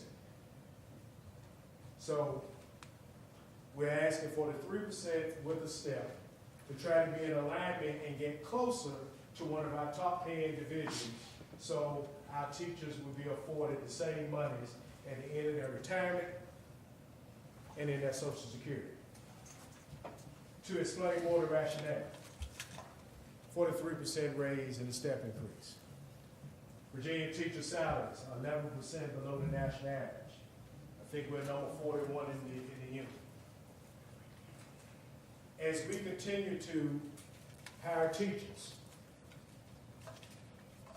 attract them, recruit them, try to retain them, we need to ask for this raise so we can be competitive, because we don't want to continue to repeat all the training and good professional development that we provide for our staff. We lead the state in technology. I will put our technology on anybody in this state. These are some of the key things that we use to attract and recruit people here. But when we get the good teachers here, we need to keep them. Because if we have good teachers, we're going to have good schools. And it improves our community. People spend money in our community. As we did a compensation plan last year, I'll take you to the last bullet. 75% of our teachers, present, 75% of the teachers, if they decide to leave Franklin City Public Schools, they have 5+ years of experience. So that means we train them up real good, and then they move on. We are trying not to continue this path. Last slide. Last year, we were able to close the gap a little bit, and I say top paying district. I won't identify who that top paying district is, because I don't want anybody to go there. However, we closed the gap a little bit last year by the board asking for the raise that they asked for. The city council afforded us with the matching fee. We closed the gap a little bit, as you can see, with a 5-year experience. We closed it almost $1,000. But you see, as we continue to go down this 5 to 20-year trend, we're not closing. So an employee stands to make $150,000 to $200,000 more than the top paying district. That's why we're pushing for a 3% raise and a step increase, because at the end of the day, with a long-range plan, because we say we do everything strategic and intentional, we need to be in 5 years somewhere between 23 to 25% in a salary increase to be ranked number 1 in this surrounding area. And I like being number 1 because I don't know anything but winning. That's all I know. All right? So that's why the board is aggressive. We're trying to be, and even more aggressive. They're trying to calm me down all the time, because I want to be even more aggressive. But this is what we're trying to do with a long-range plan. 5 years, 23 to 25%. But also we have to remember, these other divisions, that's based on if they don't give increases. The top paying division last year that we are comparing our compensation plan and our study to did not give a raise last year. So that's why we were able to kind of close that a little bit. Let's hope they don't do it again so we continue to close. And maybe they'll come over here so we get some more teachers and get more students. But this is where we are with the superintendent's proposed budget for FY16-17. At this time, if you have any questions, we will field any concerns or any comments at this time. Board, I give it to you. Would anyone like to speak for or against? Mrs. Rideout? Yes, by all means, please come forward. And Dr. Bell, I would like to thank you for this on behalf of teachers, because I have seen this division, I've been here 7 years, and I've seen us lose too many quality teachers to other divisions because of this exact reason. And, you know, people have to look out for their families, and they have bills to pay just like everybody else. And I know personally, I think in the last 11 years, I've had a 3% raise. I had 1.5 and a 1.5. And that's all in 11 years. So if we're going to retain good teachers, we've got to improve this. And I really appreciate it on behalf of the teachers. I know that everyone will appreciate that. Thank you. Thank you, Ms. Thank you, Rideout. Ms. Rideout. Is there anyone else who would like to speak? Make any comments?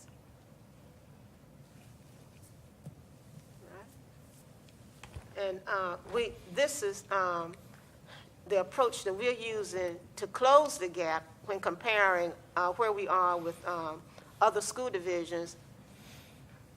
But we're doing probably the closing gradually, based on what we look at in terms of the economy for Franklin. So we know that we know we could not close it overnight, but at least, and if you would let your staff know, that we are moving in this direction. Our intent is to close this gap. That is the school board's intent. We discussed that as being our goal, but we're trying to do this gradually. So maybe next year we'll make a big leap and it will be behind us. Is there anyone else who wishes to speak? Anyone who wants to speak, please come forward. Hearing none, then we close the public hearing. Thank you so very much.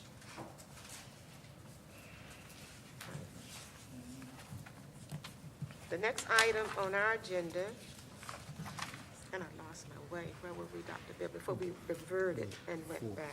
We don't have the student. Okay. All right. We don't have the student liaison here tonight. So the next thing is the professional development log on our agenda. Yes, ma'am. Madam Chair, board members, the professional development log has been loaded for your purview. Are there any questions at this time? Questions, anyone about the professional development of staff? And I think that Dr. Geiger spoke very well relative to the direction that we need to go for the rest of the year, and that's, I'm hoping, going to be considered highly. I guess I had a question because I noticed there was a field trip to Old Dominion University to observe their AVID program. Does Old Dominion have, and I guess it does, but I don't know any universities in our region or area who have the AVID program. Mr. Evans, you want to speak on that? Or Mr. Francis? Because he's J.P. King. I'd like to clear that it's not to observe the AVID. Okay. It's taking the AVID students to the Old Dominion University campus. Oh, wonderful. Yes, ma'am. Thank you so very much. Right. So that was a good experience for students then? College experience. Yes. Yes, ma'am. All right, thank you. Yes, ma'am. Because within, And I know that Yeah, there they do. They I have know that there are college experience. universities who have the AVID program. I didn't know if we had one right here at us who did. we have visits also. Yes, ma'am. okay. Thank you. Yes, ma'am. I think Ms. Gowdy. Peer Day, could you, Mm-hmm. what was the average peer day? The AVID Peer Day is where AVID peers, they pair the students up with other AVID students. And so basically within the division, the Franklin High School students and the J.P. King Middle School students, just pairing the students up and having them meet one another as well.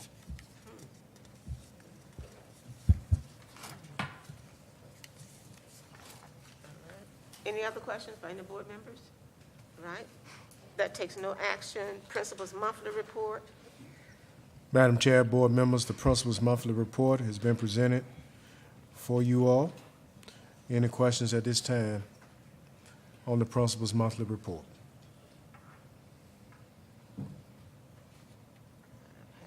questions or comments, anyone? It changes just about as fast as the weather does. It does, it does, and I decided not to make that comment, Mr. Counsel, but we did, that was something that we looked at, and again, the students who come back and then the students who leave, and we've almost concluded that we are very transient when it comes to a school community, so. Any other questions or comments? Next, monthly financial report. Madam Chair, board members, we'd like to bring Mrs. Jarrell forward for any questions pertaining to the monthly financial report. Mrs. Jarrell. Good evening, Madam Chair, board members, Dr. Bell. You have before you the monthly financials. Do you have any questions? Questions about the financial report, anyone? I don't think that we have any. Where we should be this time of the year. Where we should. Great. Thank you very much. Thank you so much. Authorization to request appropriation. Madam Chair, board members, Mrs. Jarrell will come forward with the first request for appropriation. She thought she was escaping. Okay. You have before you the appropriation from Franklin Southampton Charities in the amount of $177,535. I'm asking that we can increase our budget by this amount. I don't believe that we would have anyone who would say no. Is there a motion?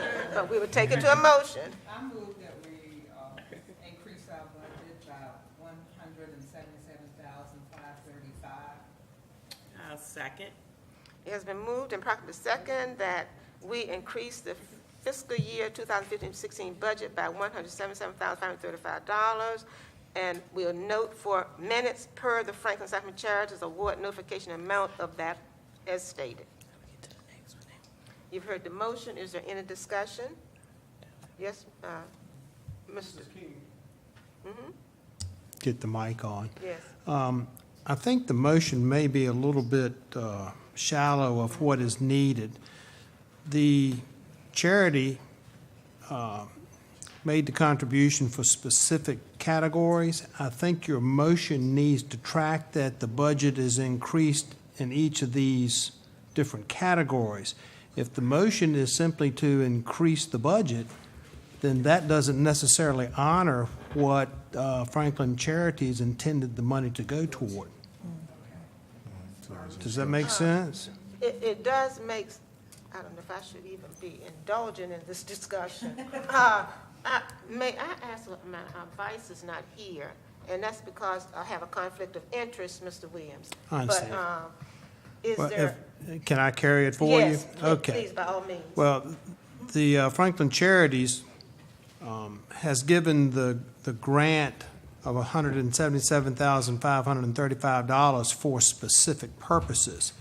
And I think to honor that grant, you would need to have, you would need your motion to amend the budget so that these sums are added to the particular categories as opposed to being added to the budget just in general. And I think that the letter, Yeah. specify those? Yes, ma'am. Would you like to cite those in the motion? Madam Chair, I would like to restate my motion to include in the $177,535, the robotics team, $1,150. The health occupation program, $28,600. FHS DECA and Association for Marketing, $7,500. The spring summer school enrichment, $110,020. Science department, $10,695. Brazen Acres program, $4,000. Future problem solving program, $15,570. And I second it. All right, so the motion then is that we approve the request to increase the fiscal year 2015-16 budget by $177,535 to fund those areas as cited at the given amounts per the Franklin Simon Charities Award notification in that stated amount. You've heard the motion. Is there any discussion? Hearing none. All in favor? Aye. I abstain. All opposed. All right, the motion is carried. Madam Chair, board members, we have another authorization to request appropriation. Mrs. Jarrell. I do ask that the board approve the appropriation for $1,000 for the Career Switcher New Teacher Mentor Program.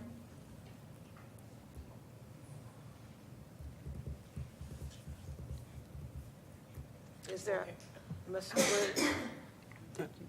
You just need a motion. Yes. I'd like to make a motion that we receive the $1,000 for the period July the 1st, 2015 to June 30th of 2016. But that would be in the Career Switcher New Teacher Mentor Program. For the Career Switcher New Teacher Mentor Program, that we approve $1,000.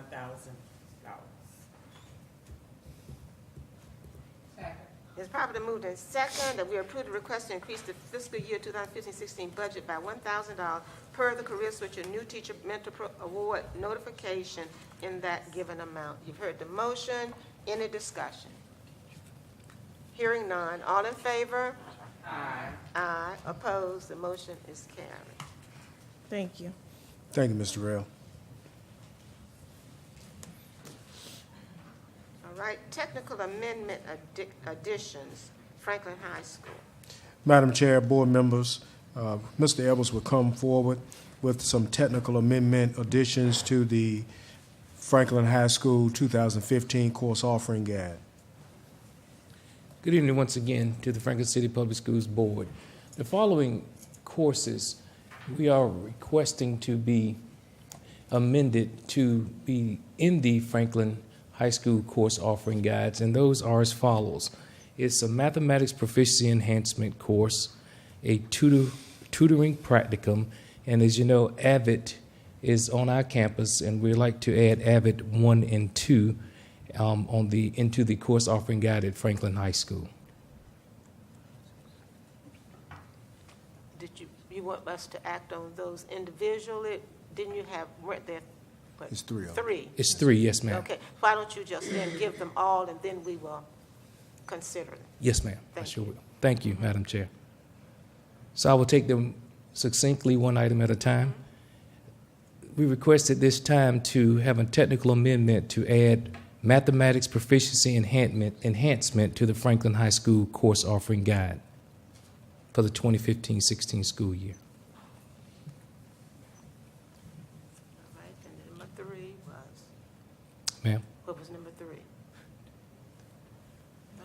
That was number 1. That was still, that's number 1, okay, I thought with 1, 2, number 2, you had 3 things. Oh, did you yes, not? okay. Yes. I thought you wanted me to do each No, one. just go on and Okay. give it to us, please. Number 2, the tutoring practicum added to the 2015-16 course offering guide, and also AVID parts 1 and 2.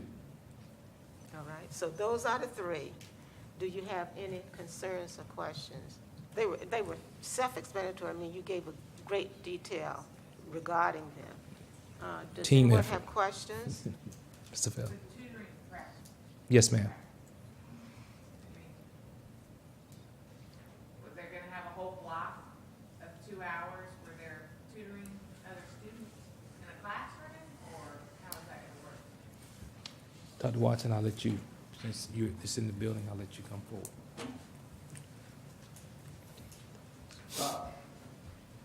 The tutoring practicum is 90 minutes, just like all the other courses, but it starts off with organizational skills. It teaches kids how to collaborate, as the AVID program does. It teaches you not to actually necessarily teach physics, what have you, but how to go over your notes, work with the student to develop collaboration, communication, and help students actually learn. One of the main reasons we have the peer tutoring or the tutoring practicum is because we have students that are taking retest. They already have 4 courses, but they need a retest in the afternoon. So these students during that time can offer pullouts with other students and help them get their lesson in concepts they don't understand. They also are developing, we're developing teachers for the future. And that's what the course is made for. Do students get a credit for this? The students get a credit. They get a credit, and at the end of the course, they also get community service, and we're going to give them a few other things as well. So the community service, they get a credit, it would count as an elective towards graduation? It counts as an elective. And you've got somebody is there an endorsement issue with the teachers here, or? No. Excuse me? Is there an endorsement issue with the teachers, or it's just a matter of finding somebody to go in and work with the kids? I mean, who's- No, there's not an endorsement issue. I was saying that the teachers, the students, in the future, we will be trying to bring them into the fold of teaching. So maybe they can come back and teach at Franklin High School. The question would be, is there somebody teaching or supervising this? Is there someone who's supervising? No, we have a certified, highly qualified teacher teaching this, the tutors. My question would be, are the classes coded in the state curriculum guide? They are coded? Yes, ma'am. Okay, that is the number That's the there. code. That's The number's code. beside. Wonderful. That's the state code, great. So what type of teacher would be overseeing this class? A certified teacher? Well, What type of teacher? Are you gonna take a teacher out of math? Are you gonna take a teacher out of English?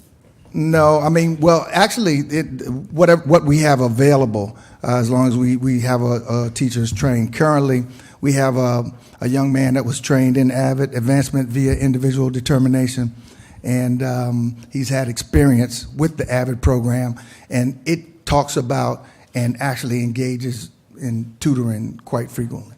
So that is the person that we have in mind. And what do they teach now? PE and health.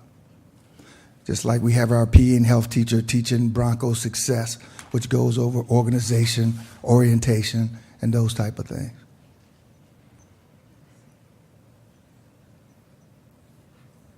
Any other questions, anyone, about any of the classes? Do we have to vote on this tonight? My question would be, you want to implement these classes with immediacy for this year? For this year. Or Yes, ma'am. if that's for this year? As an addition to the course offering As an guide addition, right. All right. right now, because based on what the mathematics proficiency enhancement was a course that we felt like we needed to add based on data. So we already have students in these. We already have students in these classes.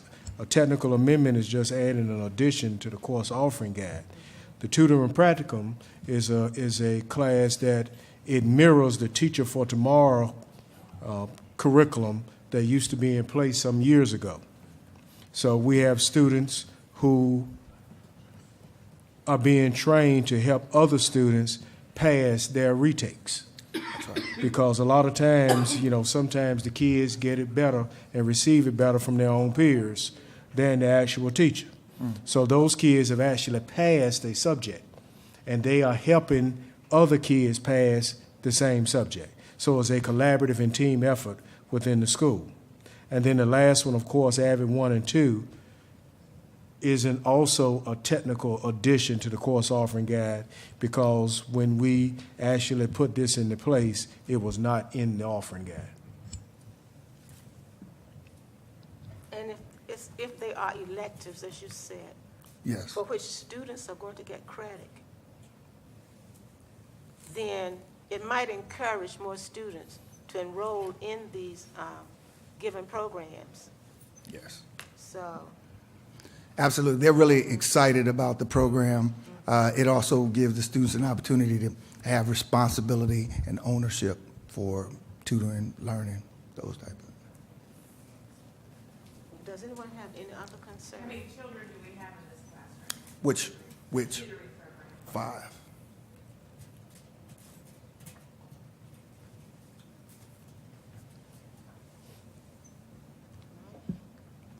other questions? So I'm,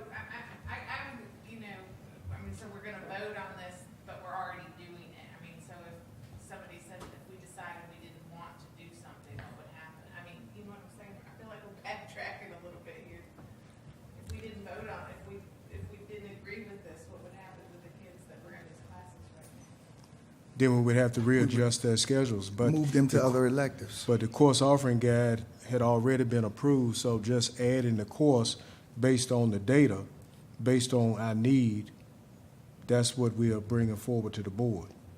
But if the board did not want to move forward with the students in these courses, then we would have to adjust their schedules and put them in another elective. I just think it's a very innovative way to help our students become self-motivated and help others. And I don't think it's a course that has any negative backdrops. None of these courses have any negative impact on our students, because with the mathematics proficiency enhancement, what we've had in the past and in most schools, especially when I was principal, and I thought it was ingenious. I've had kids who were not successful the first time that they took the SOL. And of course they got an opportunity to do the retake, but we put them in 4 other classes, and we then had to scramble in May to give them some quick remediation so they could try to pass this test. Now, mind you, we're talking about a 16, 17, 18-year-old child that has forgotten everything. So now we got to go through a quick, throw it down their throat in 2 weeks or less than a week time to get them prepared. However, if we put them in this class here, Algebra 1, Geometry, and Algebra 2 skills can continue to be taught. So that means you never lose the skills that you already learned, and we continue to improve those skills that you had in the first semester. So then when we bring you back for the retake, there's more than a likely chance that you would pass it this time versus definitely not having any instruction for 3 to 4 months and then come back, we throw it on you again for a 2-week time frame. So let's say you took Algebra 1 and you didn't pass the SOL. Why can't you just take Algebra 1 again? Just asking. Well, okay, go ahead. I was going to say because many of the students have passed the class but did not pass the SOL. If you passed the class, especially if you were, let's say, a senior, you have enough credits right now. So pretty much what you're saying is, I have enough credits to go on. I'm not going to go back and bother with Algebra 2 or Algebra 1 again, which puts the school in a conundrum, you might say, because now they don't need it, but the school needs it to be accredited. And they will say, hey, the kids will just say, nah, well, we're just going on and going to college. But if they're in this class, then they have taken the course, they're reiterating the information over and over, and at the end of the year, because they've taken the class, they might as well go ahead and take the SOL. But they wouldn't have to because they've already passed the class, or they have their credits to graduate. While Mrs. Conaway is coming, I guess my question would be, Dr. Watson. Yes. Did you look at maybe some of the performance of the students, and maybe you're thinking about a way to retain them in the schools with success, if they feel a degree of success, and increasing your graduation rate, reducing dropout rate? Will these classes here impact that at all? Is there something that you saw relative to those situations that would help these students? Absolutely. When we looked at the data from geometry this semester, we had quite a few students who did not do well. We had a 3-teacher transition, and with that, once we finally got it together, we noticed that we were going to have quite a few students that did not make it. Some of them, half of them passed the class, half of them did not pass the class. The ones that did not pass the class went back into actual geometry. The ones that passed the class but did not pass the SOL, we put into this course. And so that way we can get our geometry scores up and increase math overall and the SOLs. So we looked at the data, we saw the amount of students that were not failing or did not pass the SOL in general, and we found a way to get them back involved and give them the best chance to pass the end of the year. Mrs. Conaway is behind you. Good evening, board members, Ms. Good evening, King. Ms. Conaway. I want to say that I think this class is a very good idea, and I wish we had one for each subject area because it eliminates the problem of having to get them to stay after school for tutoring because we have them locked in. They have a class where they have to get this instruction. And so that would increase our pass rate on our SOL test, which would in turn increase our accreditation status, and overall it'll help the students as well as help Franklin High School and Franklin City Public Schools. But to me, this is a built-in tutoring that we don't have to chase children down to stay after school. And then they can also do their responsibilities that they have at home after school as opposed to having to stay after all the time. And coming to school on Saturdays for SOL Academy. We have them captured right here, right now, and we don't have to chase them down. And it's an elective, so is this a choice, or you guys, are we? It's always it's an elective. So if a student, and some parent, some of the parents decided they did not want their child in this. They wanted to take another elective, and they wanted to give their students private tutoring. But not everybody can afford to do that. So every student did not choose to be in this classroom. Yes, sir. I don't doubt the classes. We probably need to do them, but when did this idea come back? How long? Well, I've had success with this course in the past. You know, When did Franklin High School decide this is what they wanted to do? well, when I got here, I wanted to. 2 months ago? Well, are you saying? I'm saying that it's always been a plan since I've been here. But when you, I guess When when do you you- answer, Dr. Watson, when you, at the end of the first, what the answer is when, at the end of After the reading the SOL, data. After the end of the data. Yes. My problem, Dr. Watson, is, and I think maybe some of the others, I don't know, Okay. but you've already started the process, Right. and then you bring it to us. I see. You should have brought it to us as you started the process. Absolutely. That's Absolutely. what I'd like to see in the future. Okay. Yeah, absolutely. And I will do that in the Mr. future. Counsel, that's not Dr. Watson's blame. He should not take the blame for that. No, that is me, because Dr. Watson cannot bring it at all. That's me. And I brought it as a technical amendment. Now, if anybody needs to be spanked, then I take the spanking. But when I saw the need for that and they presented the proposal, because the principals run their buildings and they saw the need, then I felt like we needed to move forward. Now, once we saw after the SOLs were over that we had the amount of kids in that in those math areas that needed this, then that made his vision come to fruition. So prior, in the first part of the semester, we couldn't see that. But now we see this. The tutoring practicum, when he and Mrs. Conaway and the team at Franklin High School initiated the peer tutoring piece, they saw that the kids got excited about helping each other. That initiated this, which in essence is a teacher for tomorrow. So we possibly could have some kids that come back, because there's all seniors in that class. Yes, sir. Yeah, that could come back to Franklin City Public Schools. So actually, it's another additional recruiting piece for us, because they're actually helping each other. And then, of course, the Avid 1 and 2 speaks for itself. So to blame is not Dr. Watson and his team. To me, if it's a blame, it's for me not bringing it forward. However, we couldn't see what we were going to do until it was already done. And when did second semester start? February the 2nd. February the 2nd. Yes, The ma'am. 7th? Are you Second. Second? Second. Mhm. February the 2nd. Right. So it was, and we did not have a board meeting. No. in January. You did in January, you could have had. But SOLs were at the end of January. That's our SOL's data. You didn't have that data. So there are two things. I didn't have the data, no school board meeting after you got your data until now. That's Until correct. now. That's correct. And this math class, I'm not saying we don't This is need this data math class, I'm operations. just, This is data operation. I mean, if it's geometry, you have to have a geometry-based teacher, I'm assuming, even if it's an elective.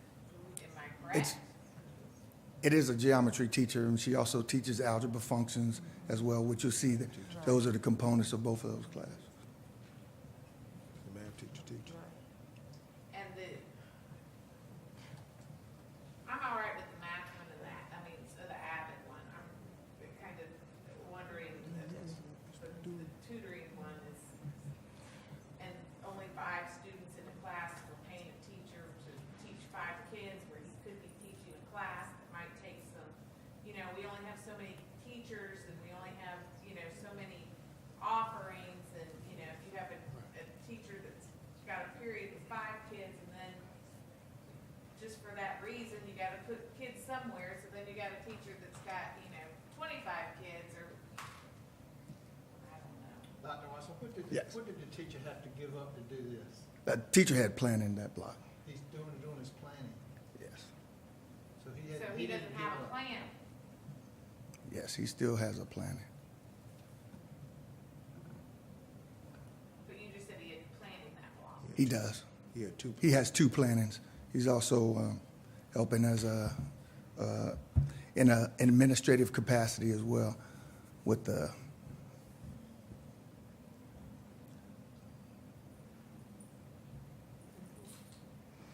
I mean, is it just me? Can I say something? Yes, you may. Yes, you may. Well, I feel if this happened to students, I know you're saying it's 5 kids in the class and whatever, but when it's a small group, that's when they really catch on in the learning. Now, this fits in our budget for the pay the teacher or the tutor for to teach the student, even just 5 kids. I think this is a good thing because it's going to help the student at the end to pass the geometry and the algebra or whatever is in this thing. I think this is a good idea if it fits for us to pay the person. Man, it does. So I agree with this. We didn't lose any other instructional emphasis, any other instructional program. No. This has been somewhat worked into your course offerings according to state code, according to recommended endorsed areas of the personnel, because all of that is in state code. Yes, ma'am. And which means that at this time, it's cost effective. It's not costing us anything. Exactly. Because, Franklin, having a small amount of students, you'll know from semester to semester that teachers may have a small amount of students. So we try to rearrange the classes so that their schedules can be beneficial. Right. And there was a time in Franklin when seniors didn't have anything to do. Exactly. And that last semester, they walked the streets, and everybody talked about it. Seniors were out of school at 2 or 3 o'clock, 1 o'clock during the day, and they just walked the streets all afternoon. So what you're doing is looking at your course offerings and you're tweaking them to maybe be of greater interest and greater service to our students. And I see this as being quite positive. I really do. I mean, timing, because it is February, but when you say the second semester began, February the 2nd, I just feel as though when I read the descriptions, and somehow I'm thinking, where's the state code? And then when you told me tonight that there the numbers were, I mean, you have impressed me because it's in a state document that has been approved by DOE, State Board of Education, and if you're implementing it under those guidelines, I don't have any trouble with it. Okay. Thank you. Neither do I. I think you can probably do more harm if you try to change the kid's schedule. I know, it's kind of pointless to even disagree with it, I guess, at this point. Well, you're trying to do something to help the kids, and not. I'm not debating that, I'm debating on the timing of showing it to us, and then you putting us in a position that we have to make a decision, and the decision is we're gonna have to pass this because now it's too late. That's, I do have a little bit of a problem with that. Well, Ms. Garvin and board members, I would never bring anything to the board that would put us in a position of negativity. Remember, our mantra is children first. So if this is helping the children, and I felt like it's a proposal to help the children, that's why I brought it to you. If I didn't feel like it would help the children, we would not be standing here having this discussion right now, because it never would have gone past me. Madam Chair, Yes, Mr. Hood. based on the recommendation of 4 professionals, you're most closely aligned with the situation. I make a motion that we amend the 2015-16 course offering guide to include mathematics proficiency enhancement, tutoring, practicum, and ABAS 1 and 2. And I'll second. It has been properly moved and second that we amend the Franklin High School's 2015-16 course offering guide to include mathematics proficiency, Oh, I'm sorry. tutoring, Practical. practicum, practicum, and advancement via individual determination, AVID 1 and 2. You've heard the motion. Any discussion? Hearing none. All in favor? Aye. Opposed? Opposed? The motion is carried. And I think that here, the real lesson is, Dr. Watson, is that you get these recommendations in early to the superintendent, and that maybe you have a call meeting. Have a call meeting, Dr. Bell. And then we can, act on it and approve it in advance. You did right, because we are supposed to approve every course that is offered in this system. And that leads to another thing. You are in the process, I hope, of getting your course offering guide developed, so that we can approve that before you start registration for next year. Thank you. Madam Chairman, can I ask one question? Yes. Just to anybody. We approved, this has already been approved, but if a child takes an SOL test today, Yes, sir. when you have his result, you will know today whether he passed or failed, is that correct? That is correct. Yes, sir. So what's the deal with taking so long to get SOL results? We use the entire testing window now.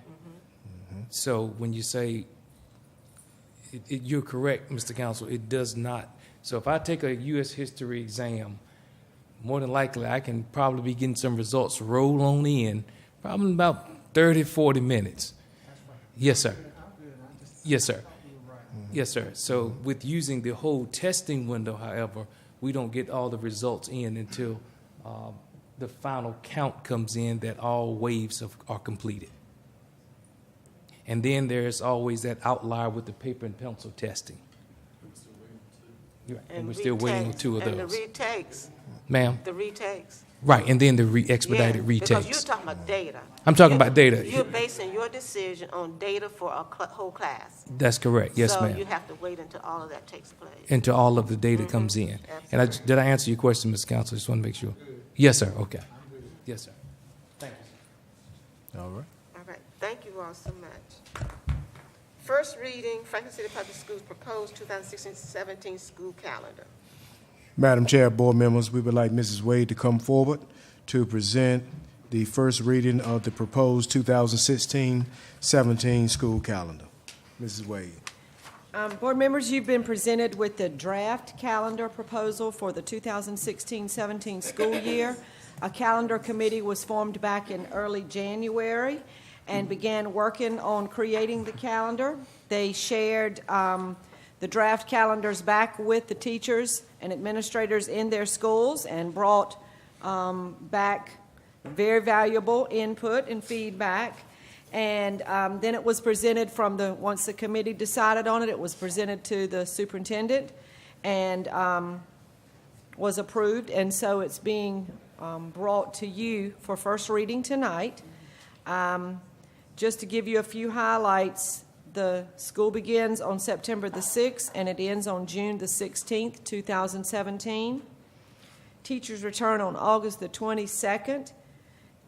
The calendar pretty much mirrors this year's calendar in the fact that it has 195 working days for our 10-month employees, 180 instructional days, 15 teacher work days / professional development days, 23 days in the calendar for holidays, and 2 days are for early release for parent-teacher conferences.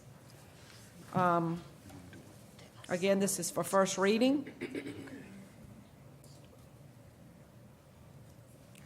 And I will be presenting it back to you at our March board meeting for, hopefully for approval. You didn't give in that summary, because I noted as a question, I looked at the number of instructional days. The number of instructional days is 180 instructional days. Okay, wonderful. There are 89 instructional days in first semester and 91 instructional days in second semester. Wonderful. Very good. Any questions? And this is the first reading. So Yes, we'll ma'am. look forward to, did you see anything that stood out that you wanted them to look at before they bring it back for the second reading? Anyone? Any concerns? I missed that instructional days because I was wondering. Thank you so much. Okay. All right. First reading policy revision, suicide prevention, Ms. Wade? JHH. You have before you file JHH, suicide prevention. This is for first reading presented to you tonight. We're recommending a revision to this policy because we needed to update the information about the licensed professionals in our school division who are available to assess the risk of suicide and be able to handle and move our procedures forward. In addition, a section at the very end of the policy was added entitled Parent-Student Support that provides details of how our school staff will offer support and assistance in case of a suicide risk. And it's for first reading. Yes. Any comments about that? First reading policy revision file, JCAA, student dress and grooming. Ms. Wade? File JFCAA, student dress and grooming. Again, this is for first reading. We're recommending a revision to this policy, basically to include the dress code for the students who are attending our open campus. Our current policy states that students in grade kindergarten through grade 8 will wear uniforms, and in actuality, our students attending open campus wear uniforms as well, but our policy didn't reflect that. And so we wanted everything to be aligned, and so we've added in there, you'll see the dress code that is in place for our open campus students, and adjusted our policy to say that kindergarten through grade 8 and students who are attending our open campus. And again, that's for first reading. Any questions? So we'll look forward to having you to return for those with a vote. Yes, ma'am. Next month. Thank you. Surplus items request. Madam Chair, board members, Franklin High School has a request for surplus of weight room equipment that has been presented to the board. We're in the process of purchasing new equipment, or the school has already purchased new equipment and is on its way. So we need to surplus these items, or asking for a request to surplus these classified items. What does that really mean? Does that mean we offer them for sale or get them out or what? Yeah, we offer them for sale. And whatever the proceeds, we can put back into the athletic fund to purchase more equipment, or I think Coach Lease was talking about that he wanted to add mirrors to the weight room and maybe some other cardio items based on what he could receive out of this. Is there a motion? Yeah. Yes, a motion. Madam Chairman, I make a motion to approve putting, did we maybe if you don't name it, you should say those as Those listed. listed, Mhm. those listed, Mhm. approve them for as surplus items. And I second. Been properly moved and second that those items that are listed be approved as items for surplus. You've heard the motion. Is there any discussion? Hearing none. All in favor? Aye. Opposed? The motion is carried.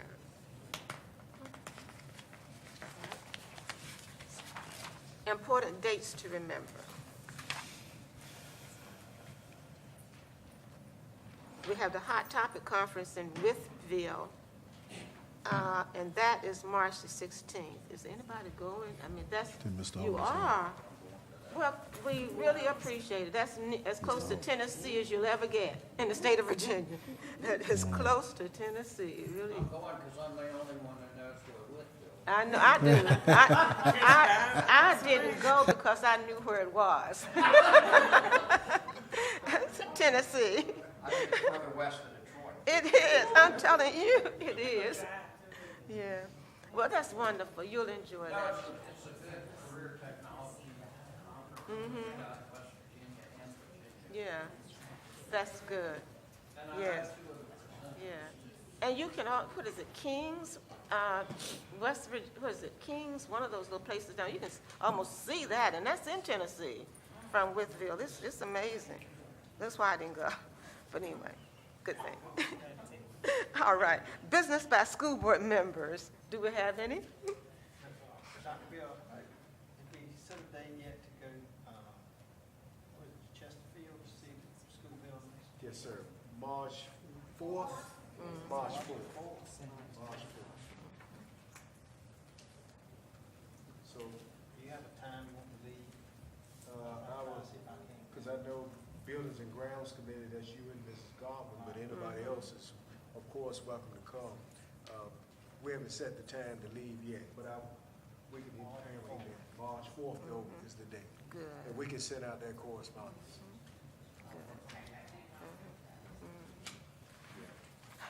That'll be very informational. Dr. Newsom and his, he has a whole wing for facilities planning and construction and all that, so It has they built- can enlighten us on everything. And built a lot of schools. We haven't received the phase 2 drawings yet, but once we receive them, we'll bring that to you. There was a discussion this evening relating to something that we did. Mr. Council called my attention to the fact that we are actually doing the pledge while we're in closed session on our agenda. I helped Mr. Council remember that it was he who had us to reorder the agenda. He had us to do that, and he did. And that was the way that this resulted. But tonight, he said, well, we are praying, and I had noted that concern. That was one of the reasons I was greatly concerned about. But anyway, so what we'd like to do is to reorder our agenda for the next meeting, then on, and when we come in, we read the certification to come out of closed session, and then that means that we will not be doing the pledge while in closed session, technically. Right, and I also, at the last meeting, we had arranged the agenda where the student liaison would speak earlier, and I noticed this time it was later in the agenda again. Maybe if we could move the student liaison to maybe after good news or citizens' time or something, that way if they need to leave, that they can. That's a good idea, too. Yeah, we had done that, and it did eventually, yeah. So, did you get those, Mrs. Kendrick? All right. Right. But, I mean, it was one of those moments. Something happened, and everybody was... Yeah, don't you remember that? It was an American incident or something, and we all felt that the pledge was so important, so he suggested that we amend our agenda and do something. But anyway, all right. So that is it for this evening. Next is a motion. I'll entertain a motion for adjournment. Properly moved in second that we adjourn. Hearing the motion. Is there anybody who opposes? Okay, we are adjourned then. All agree.